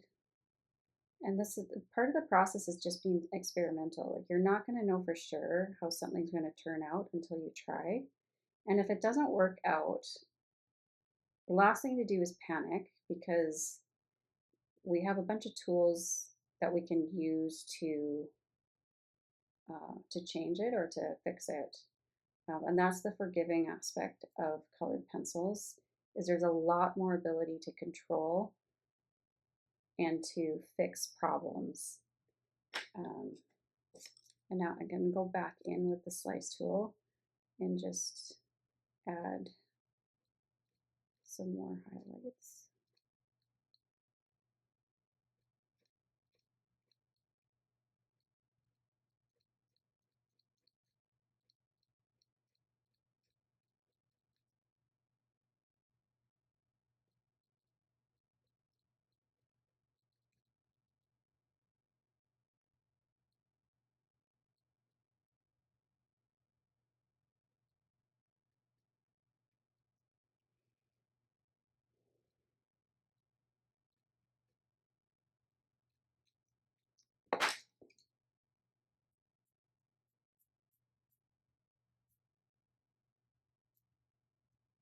Yeah, it's looking a little bit more like it's supposed to.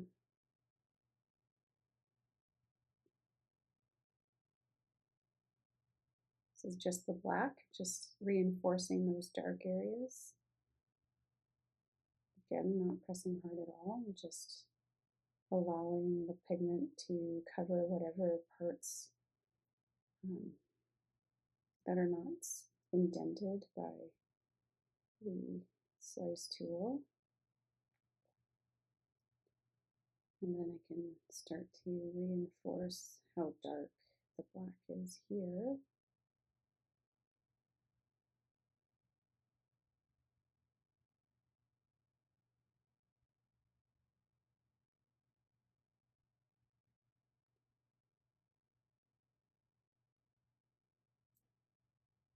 It's quite wispy here.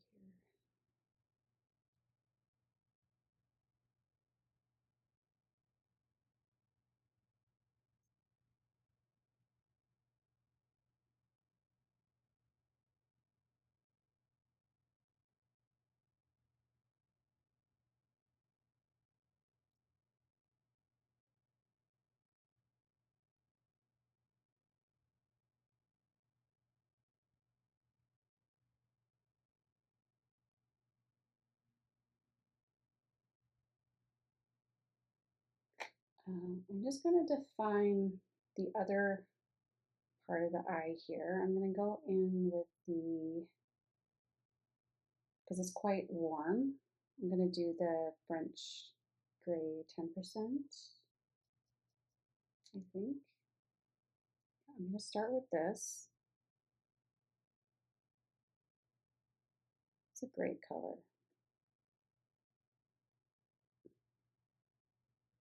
I don't know that I have a color like this in my other sets.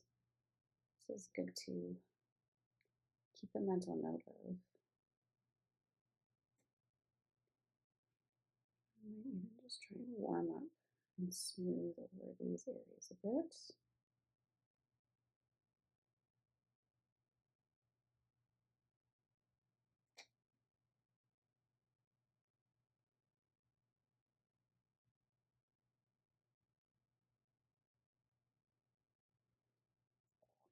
Good, good, good.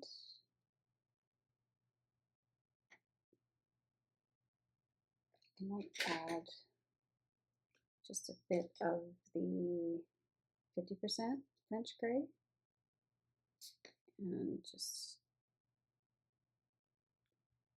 create a bit of depth here. Now, this kind of fades. We don't have the background, and this is one of those areas where if you have a really strong line drawing, you'll take away from your realism. You want to be able to imply that there is something here. So I'm not going to go in with this and make it dark just to make sure that everybody knows that there's the brow. It's more realistic and way more effective if it just fades into the background. So I really I don't need to do much more in this area. This is the white, but just sort of allow it to fade into the background. It's always implied, and especially because this area where there's dark fur will help reinforce and visually complete what that looks like. So so that's really all I'll do in this area. I might add a few more black wispy hairs in there, because that's what I see.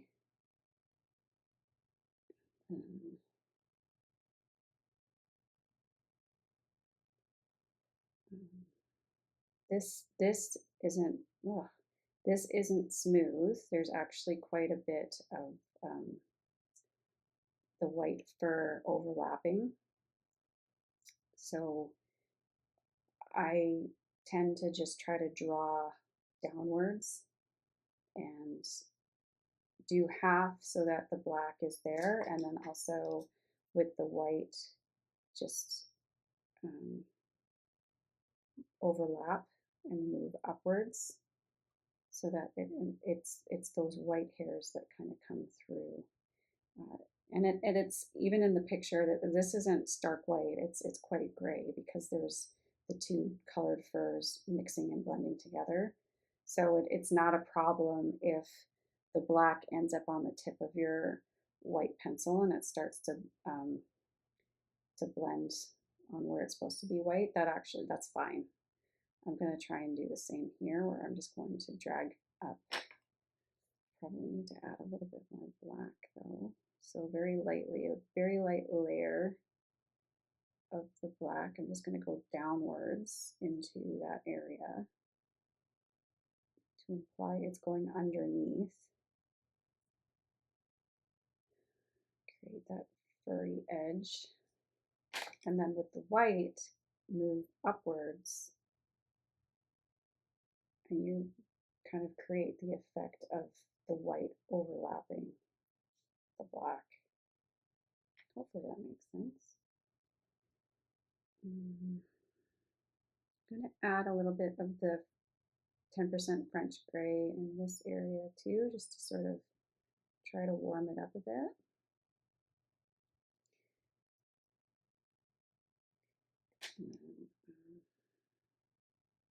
I'm trying to get this to be more dark. I'm going to alternate a little bit with the black and the dark brown here.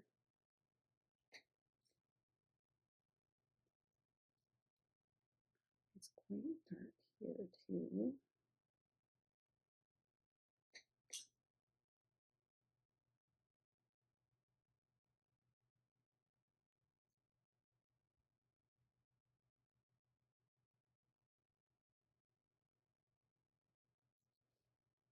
Dryer's driving me crazy.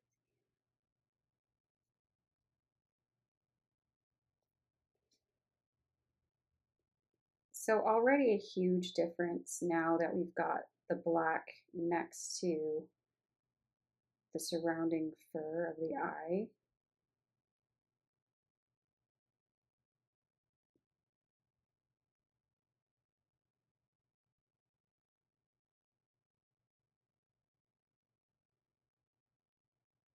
I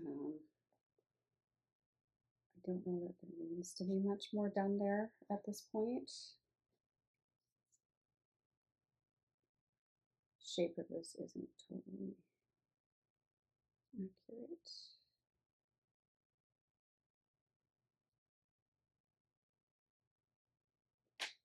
I'm going to go over with the dark brown. Just create some warmth here.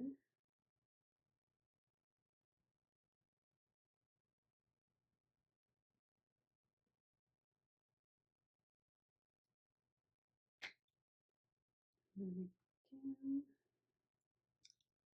with the black.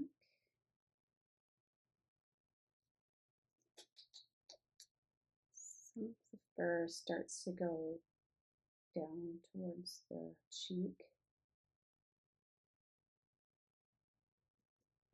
This is going to be a later problem though. We'll tackle this, I think, once we do the nose.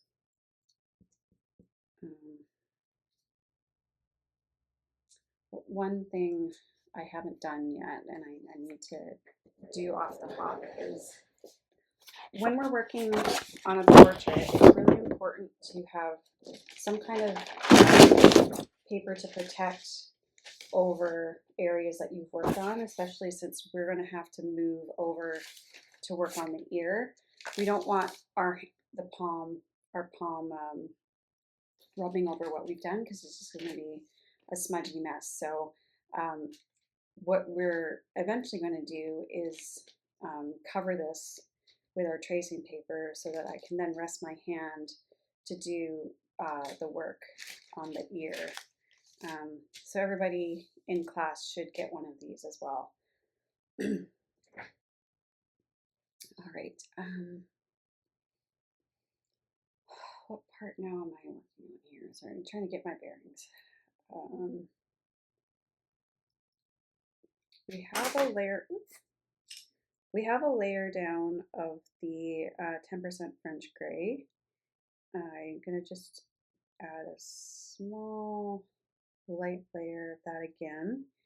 And then I'm going to use it's kind of a warmer tone, so I'm going to use just a 30% warm gray. And I'm just going to very lightly add a few fur strokes to this area. And then I'm going to go back in with the white to smooth it over. So this is sort of the way to draw white fur on a white canvas. Is you're not really using white. You're using white to smooth over, but the colors you're using are actually grays or light browns or whatever it is you're seeing on your reference image. Very rarely is it just white.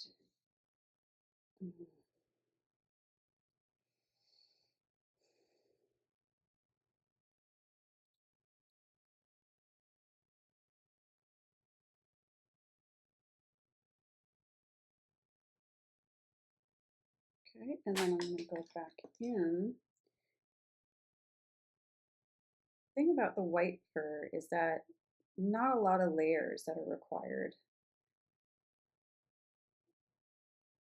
So these areas can be fairly quick compared to other parts that require a little bit more attention,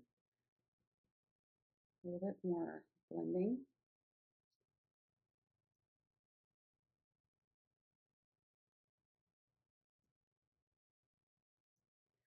And then, so now that we've got that, I'm just going to move this over a little bit. We're going to do the part here. Let's image over. So this whole area is black. And there's a patch here where there's spots of white. Again, we don't necessarily have to worry about those. We don't have to make sure that those parts of the page are left white.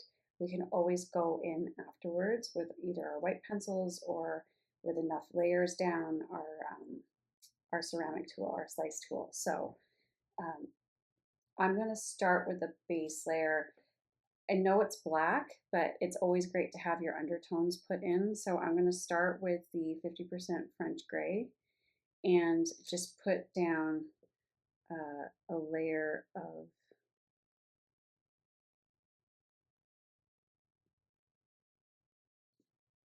just make sure, yeah.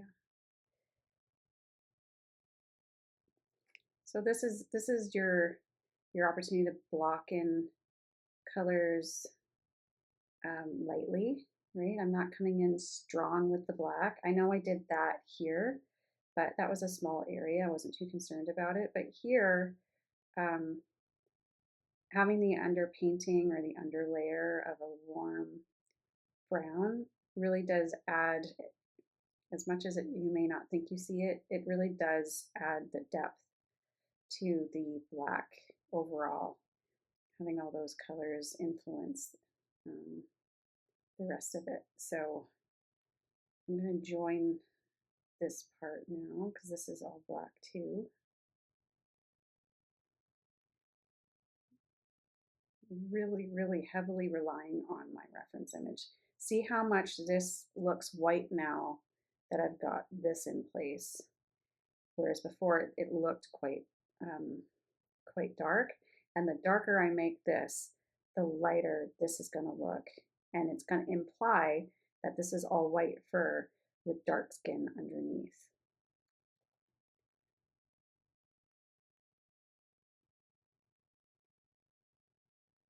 So again, paying attention to direction of the fur, the length of the fur.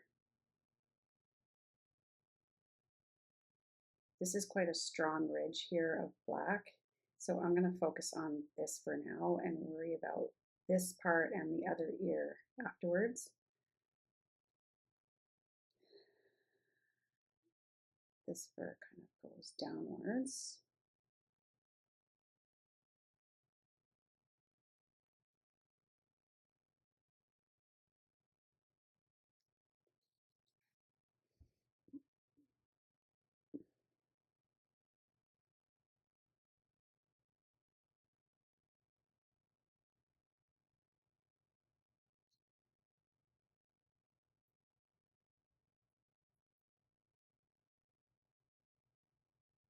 I'm not going to be as, because again here it gets quite white. There's more white fur than there is black, so I'll be a little bit more, I'll use this a bit more sparingly in this area, just so I don't lose it. Again, it might look darker. It does look quite a bit darker in the on camera, but this is quite faint for me, and I don't want to lose.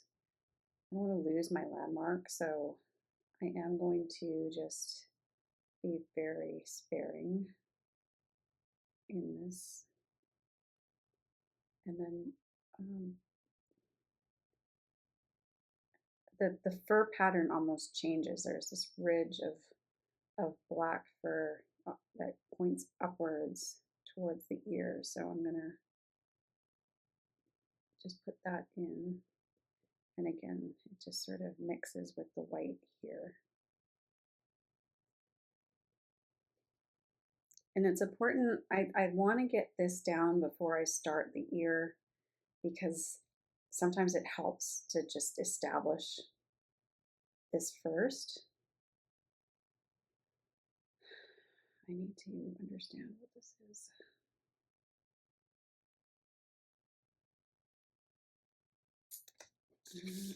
So now here is an example of what some of my lines are confusing. So I'm trying to figure out what this line indicates. Is this, so this is actually, this part here is a tuft of white fur. And had I not checked, I would have covered all this in the French gray thinking it was black. So I need to actually leave this, and the white fur actually goes upwards this way. So I'm going to avoid that area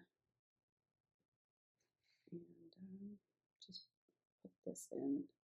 Everything is kind of standing up here.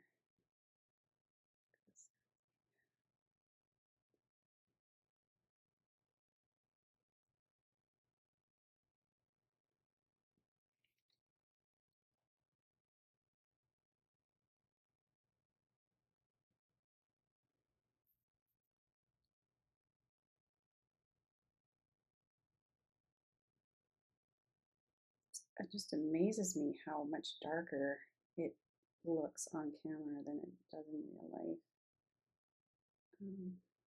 And I'm really hoping that's not misleading. I say as I do as I say, not as I do. This is the, I guess, when it comes to this, like it really is just ever so light pressure. And these pencils are really great because they're really highly pigmented, so it takes nothing for the colors to come down on the paper. And I hope that's something you notice between the Prisma Premier color set and the Scholars. I just find there just isn't a ton of pigment in the Scholar set, whereas just these are just a little bit easier to use.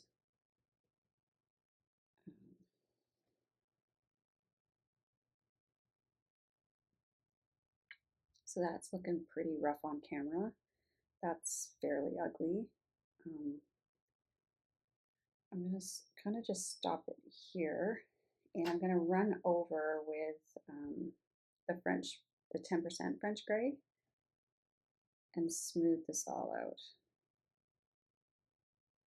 It's very light.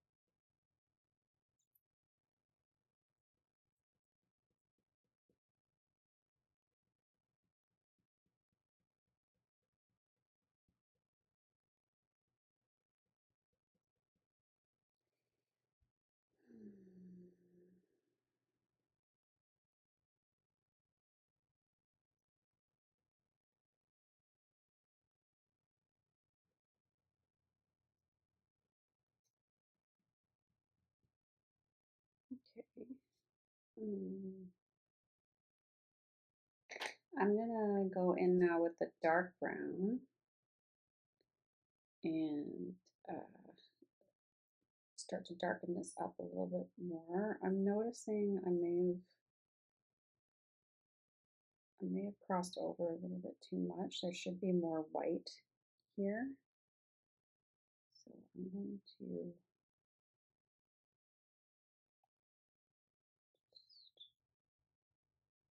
indicate that with my dark brown.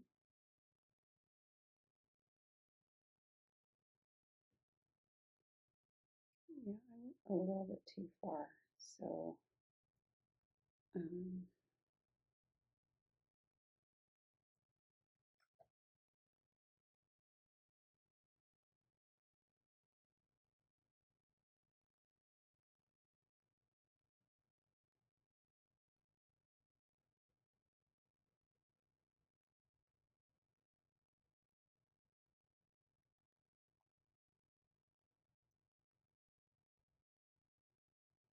it's like there's this notch of black here, and then these longer wisps of white, and then it kind of comes back out about here, which is fine. See, that's why it's great. We started with a lighter color, and it'll be easy to lighten this up, whereas if we went straight in with black, that would have been a harder problem to solve. And you'll notice it more and more as we gradually make this area darker. So I'm going to just carry on here, and then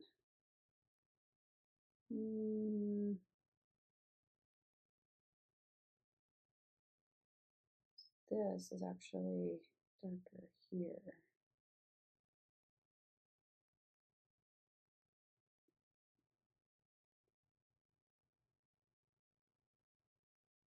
Right.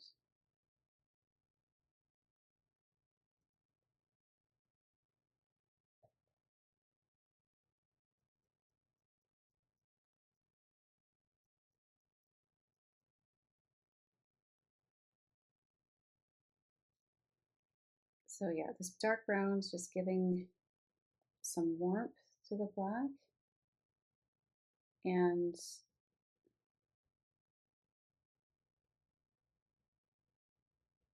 you'll see when we add the black, just again, it will make a subtle difference, but enough that it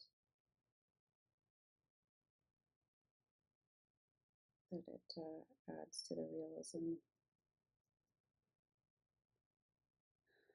Let's just start here.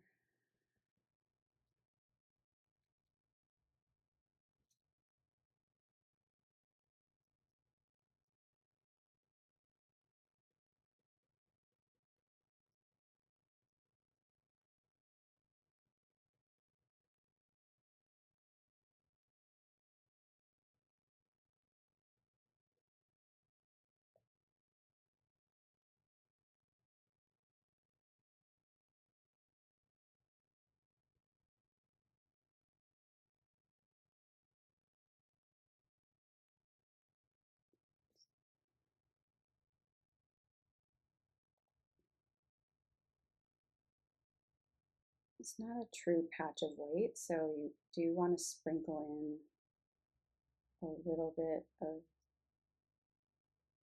the brown.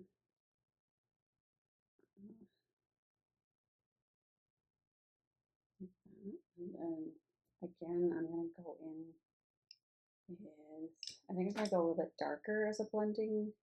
I'm going to do the 50% French Gray and start smoothing it out.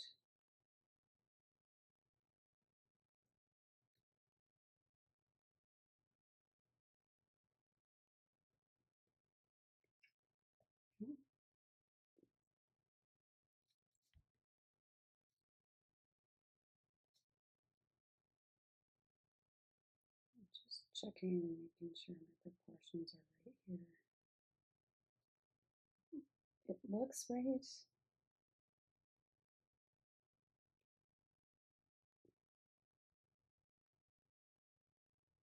kind of mottled here. There's some white mixed with black here, so we'll make sure that we use our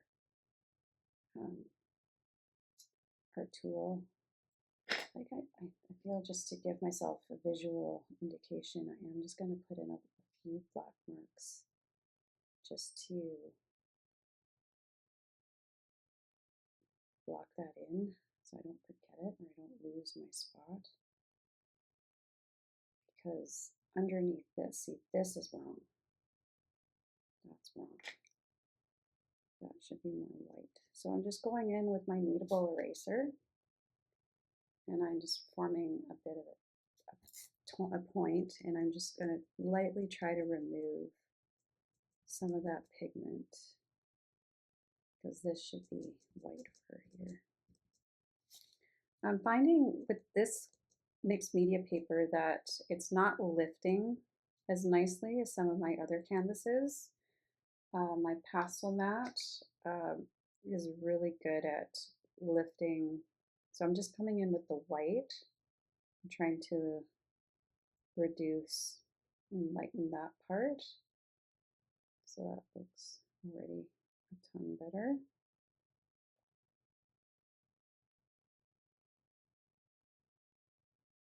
And it's good that we run into these snags, just because then we can also see how we can troubleshoot a bit if we do something that's not completely accurate or is not reflective of the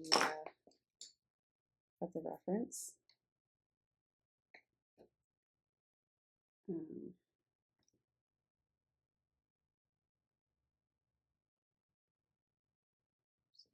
That's better.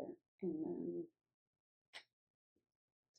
coming back with the 50% French gray, I'm going to keep going with smoothing out my previous layer.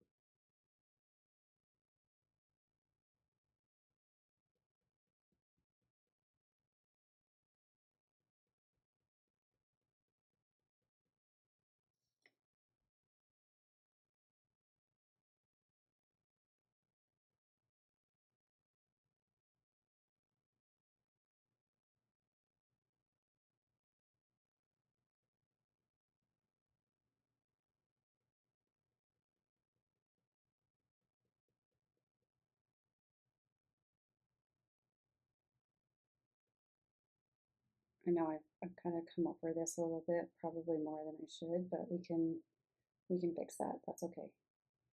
My intention was to never leave it white. I just want to indicate that that's an area that's much lighter than the rest. So now that I've kind of smoothed over with this,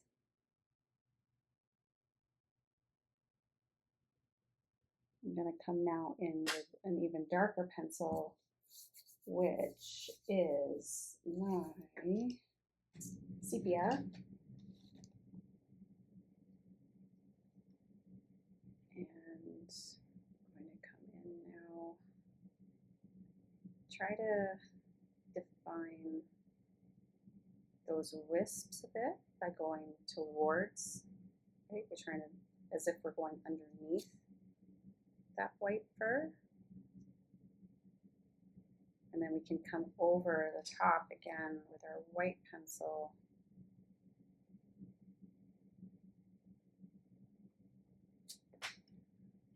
But yeah, so we'll do this. We'll make this, cover it in a layer of this darker sepia color.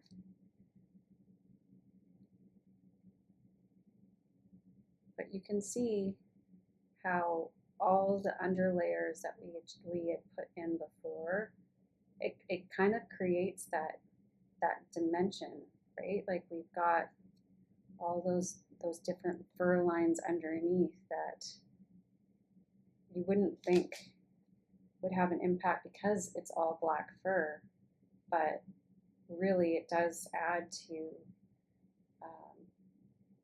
the three-dimensionality and the depth of the black that we wouldn't have had we just gone in straight with black. And that's a question my students ask me all the time, is we press so lightly with our colored pencils and with a certain especially with the type of colored pencils we have available to us in class, it never looks truly dark black. And so they keep asking, like, how do I get deep black but without pressing hard? And this is it. This is it right here, is you have to start with all the colors underneath. And there's moments I've drawn black dogs where I'm not just using neutral colors like browns and grays. I'm using pinks and yellows and purples, depending on the lighting. I see those colors. So all this work that you do underneath is what helps you achieve a three-dimensional black instead of just a flat color of black.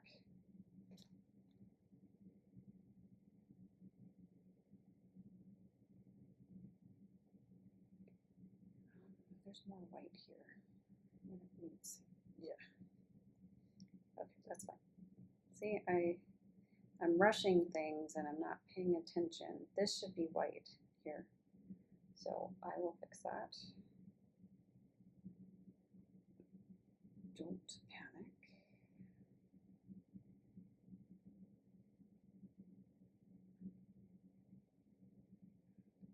This is all dark as well.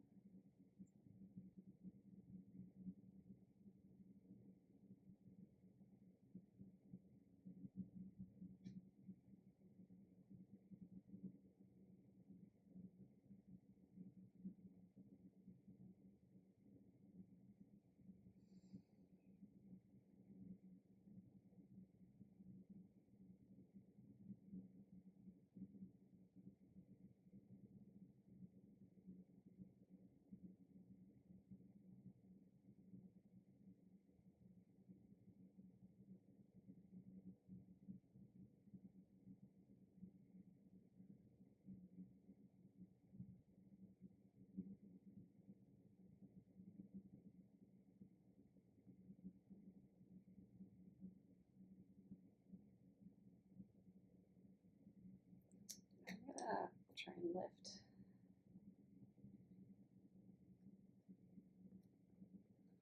Kind of does it.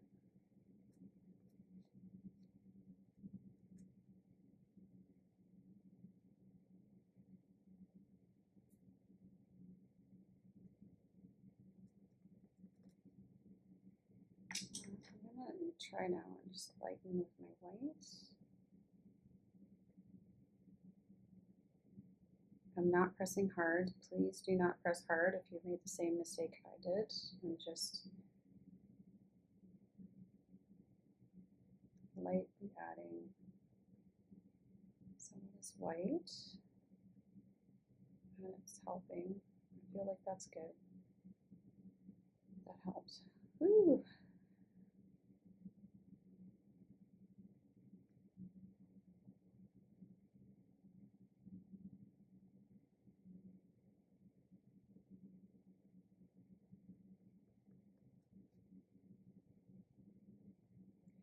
Good.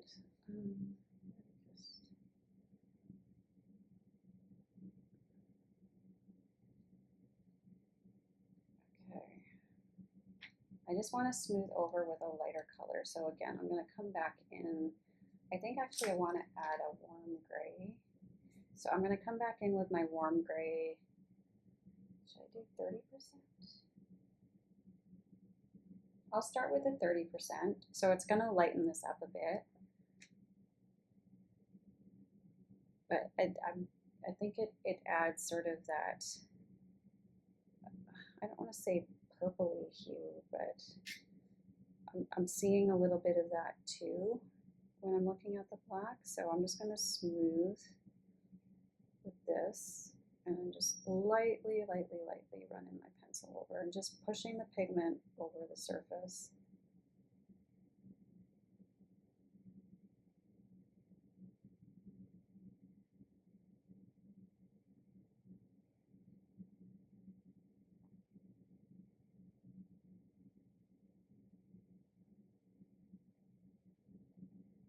It's just a sprinkling of black fur there, and then I'm just going to smooth this all out.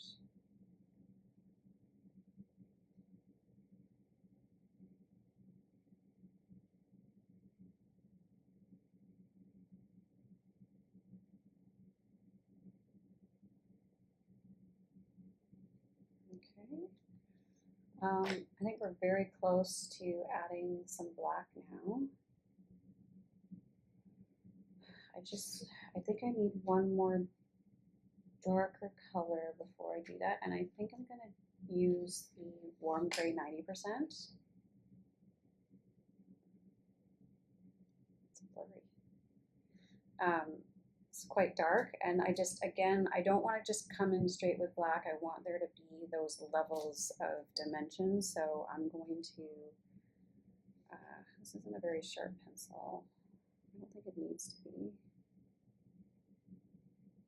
So again, I'm just going to try and define even more those wispy parts.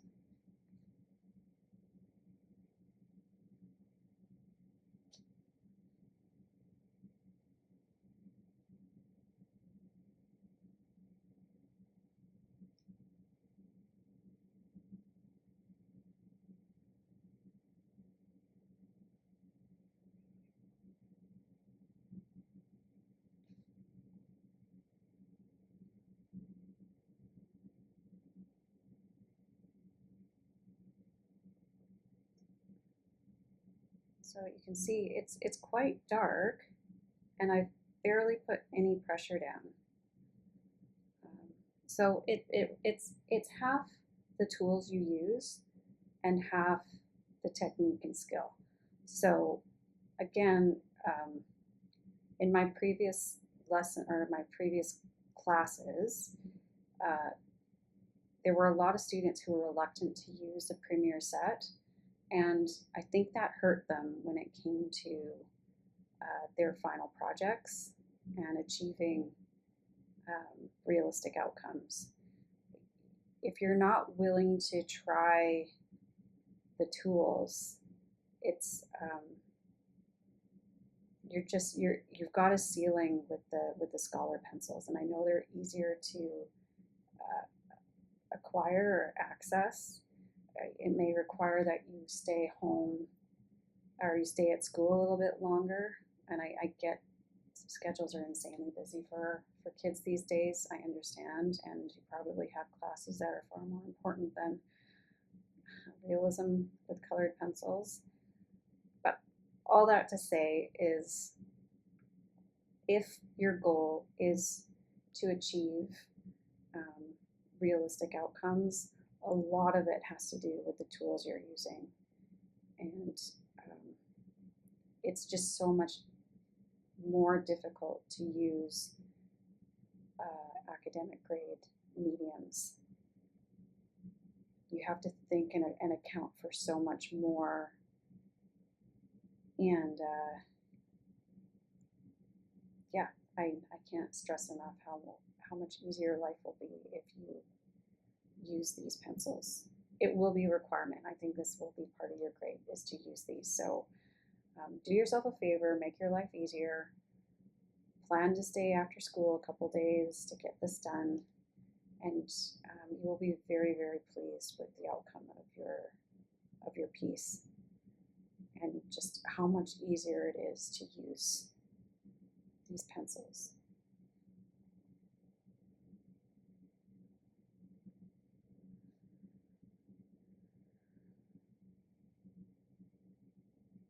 Again, I'm using the side of the pencil. I'm not coming in straight down on the tip. It's the side. So as I'm rendering the fur, I'm preserving the sharp tip of the pencil so that you're not having to sharpen them and reduce the life of your pencil.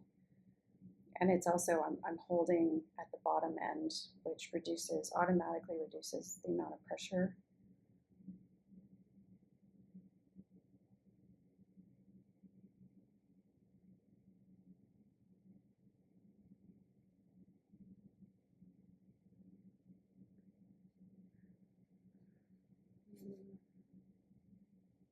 Start to sprinkle in a few more dark hairs in this area. It's looking a little too patchy.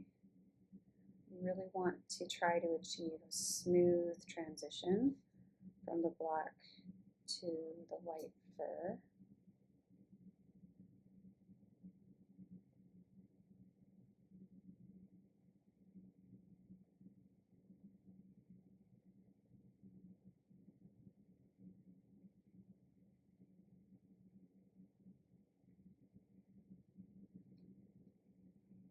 How's this looking? I think this is looking pretty good.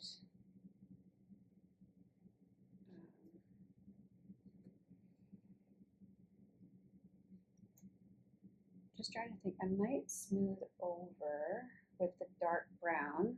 So again, this is lighter than the last pencil I used, which was the sepia, but not so light that it's going to take away from the intensity of the dark.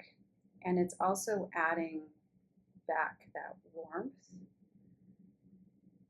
that I had initially put in my initial layer.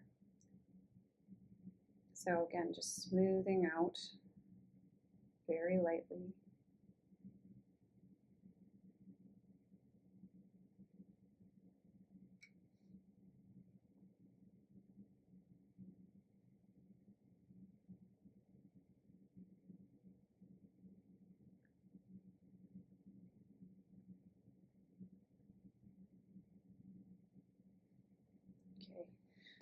And now I think I'm prepared to start putting in some of the black. So here we go. And again, not very hard pressure. I think it'll be slightly harder than we have been using now that we're kind of in the later stages of this. Like we've got enough layers down and we're happy enough with the placement of everything that we can press slightly harder, but we're not burnishing, we're not cramming it in. It's really just making sure that that pigment is going down and it's visible.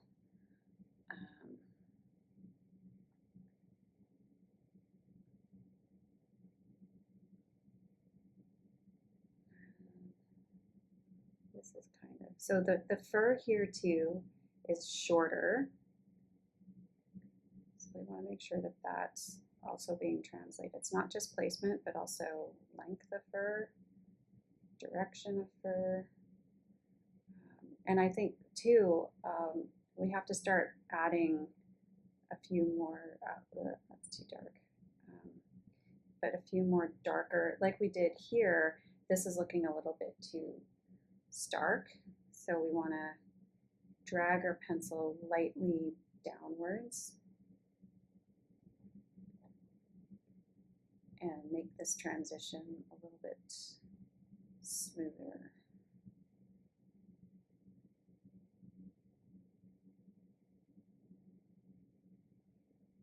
That looks better. I knew something was missing.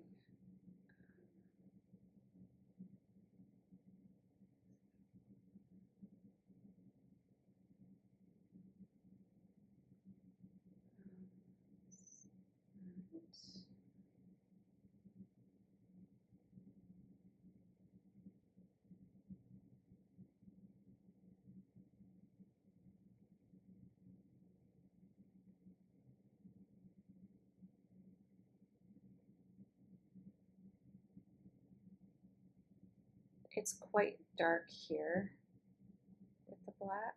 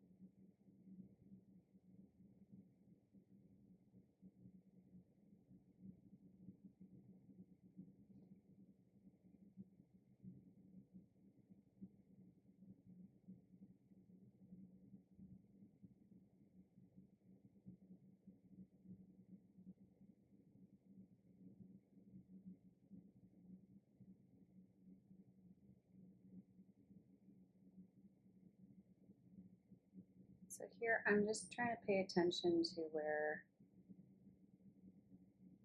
the black and the white start blending together, and making sure that I'm leaving the areas that are more predominantly white and adding the black where it needs to be. But we've got quite a few layers down now where I can easily add with the slice tool.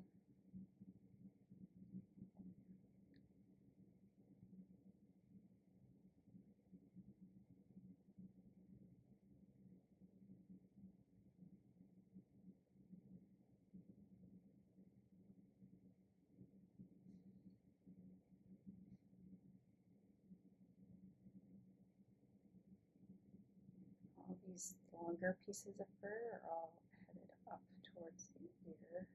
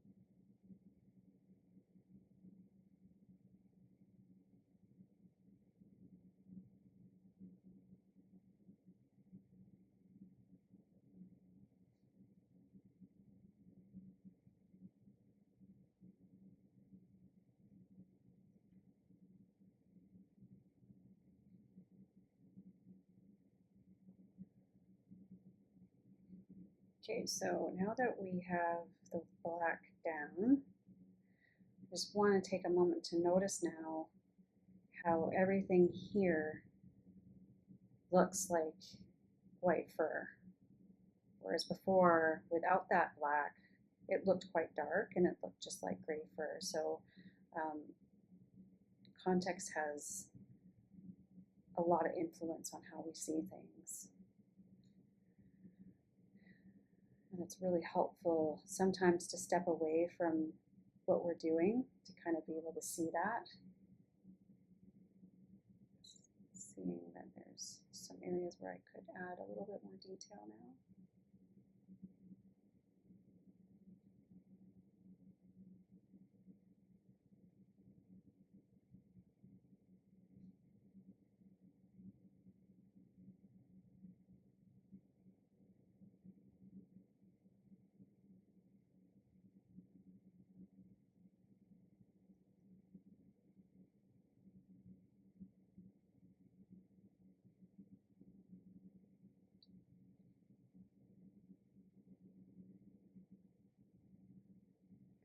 So I'm going to start now using the slice tool, I think, to start defining the white fur.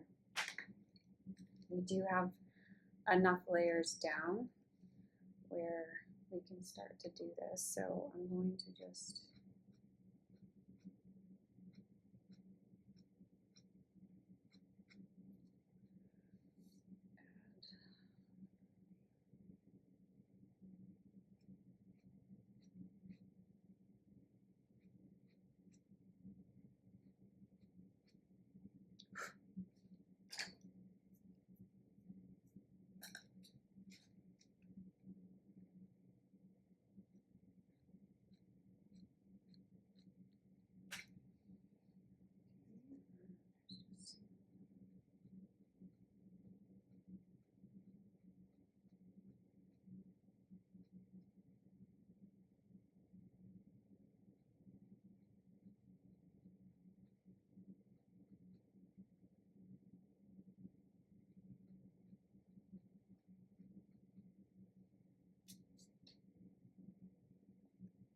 This is really important to pay attention to this short, like the length of the fur. It's quite short. So we just make sure that that's being replicated properly. There may not be enough layers in this area. I didn't add a lot, but that's okay.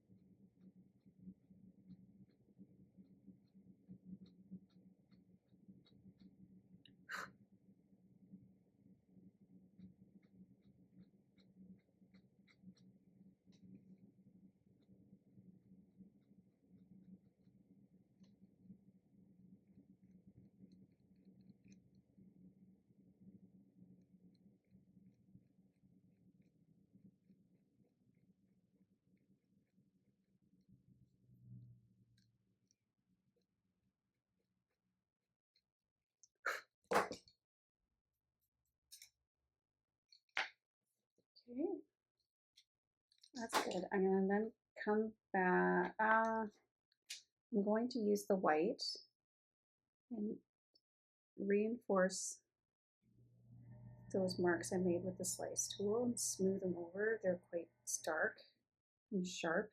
We want them, we don't want them to look that way. We want them to look smooth. So run over with the white.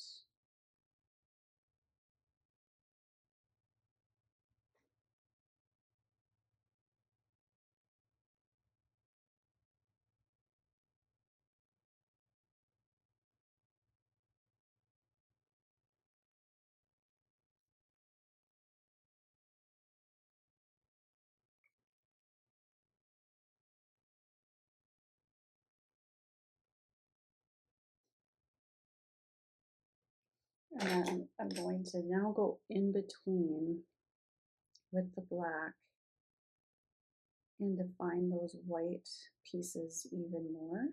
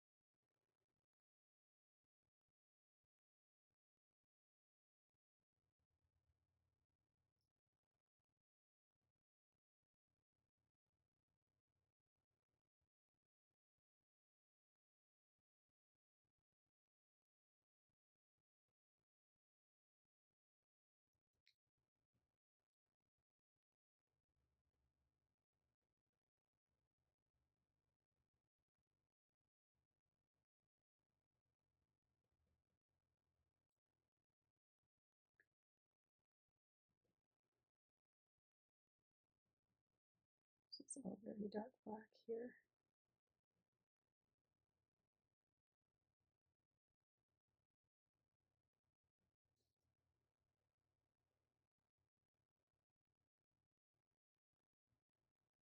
So I'm going to add some black and then likely take away with this the tool again, and then might do that one more time. But that again is, we're not doing all of this for nothing. Every time we do this, we're adding that layer of dimension so this looks 3D. So now I'm going to come back with the slice, and especially in these areas, there's a little bit more white fur.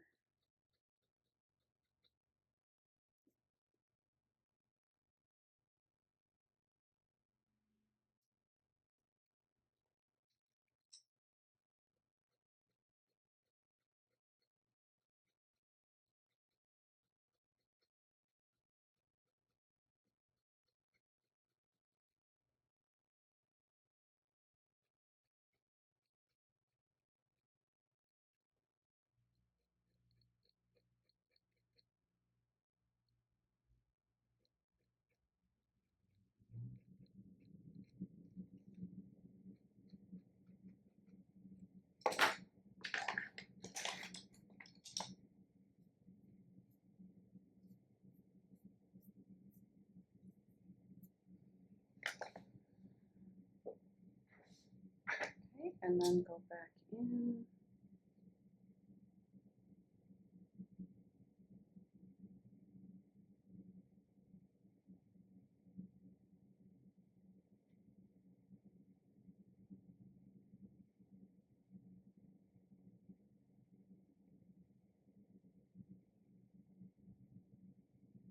Now is this kind of the point where you really need to pay attention to the patterns. There's areas where there's more black than the white, so we want to make sure that we're rendering that as closely to the reference image as possible.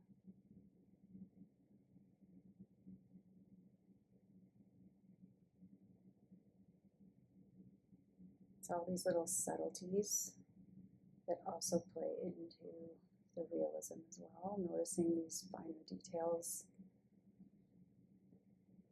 and defining those areas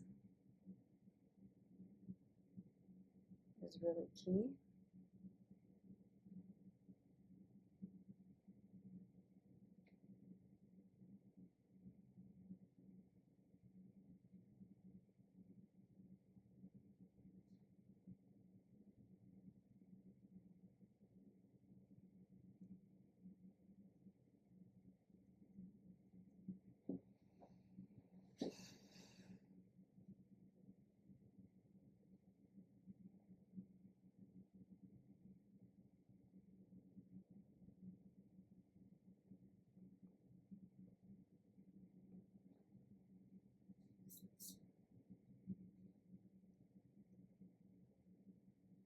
I'm getting pretty happy with this.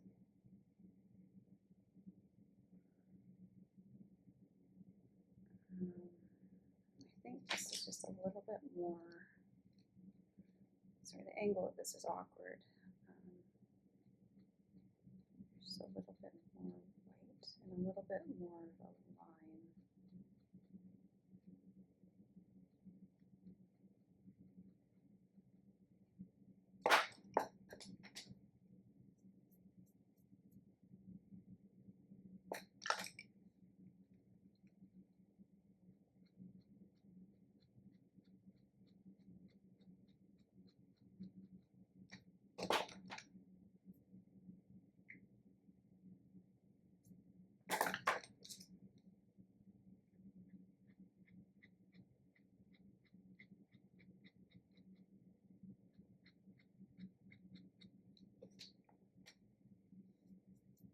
That's good. I'm going to come in with the white.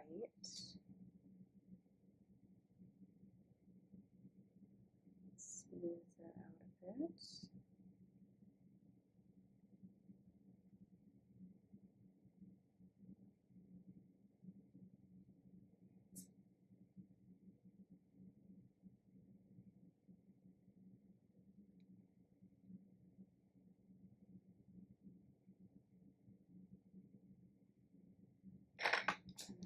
Again with the black.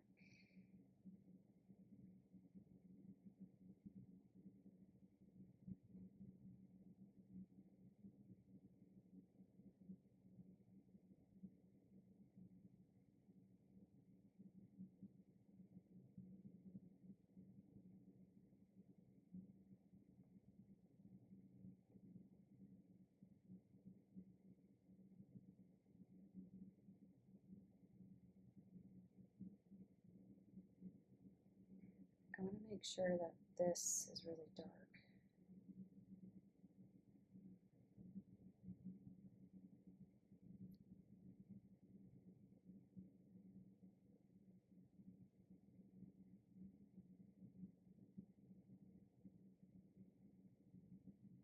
So yeah, I'm pressing a little bit harder here because again, I'm pretty happy with everything put down, so I can with a little bit more confidence add pressure.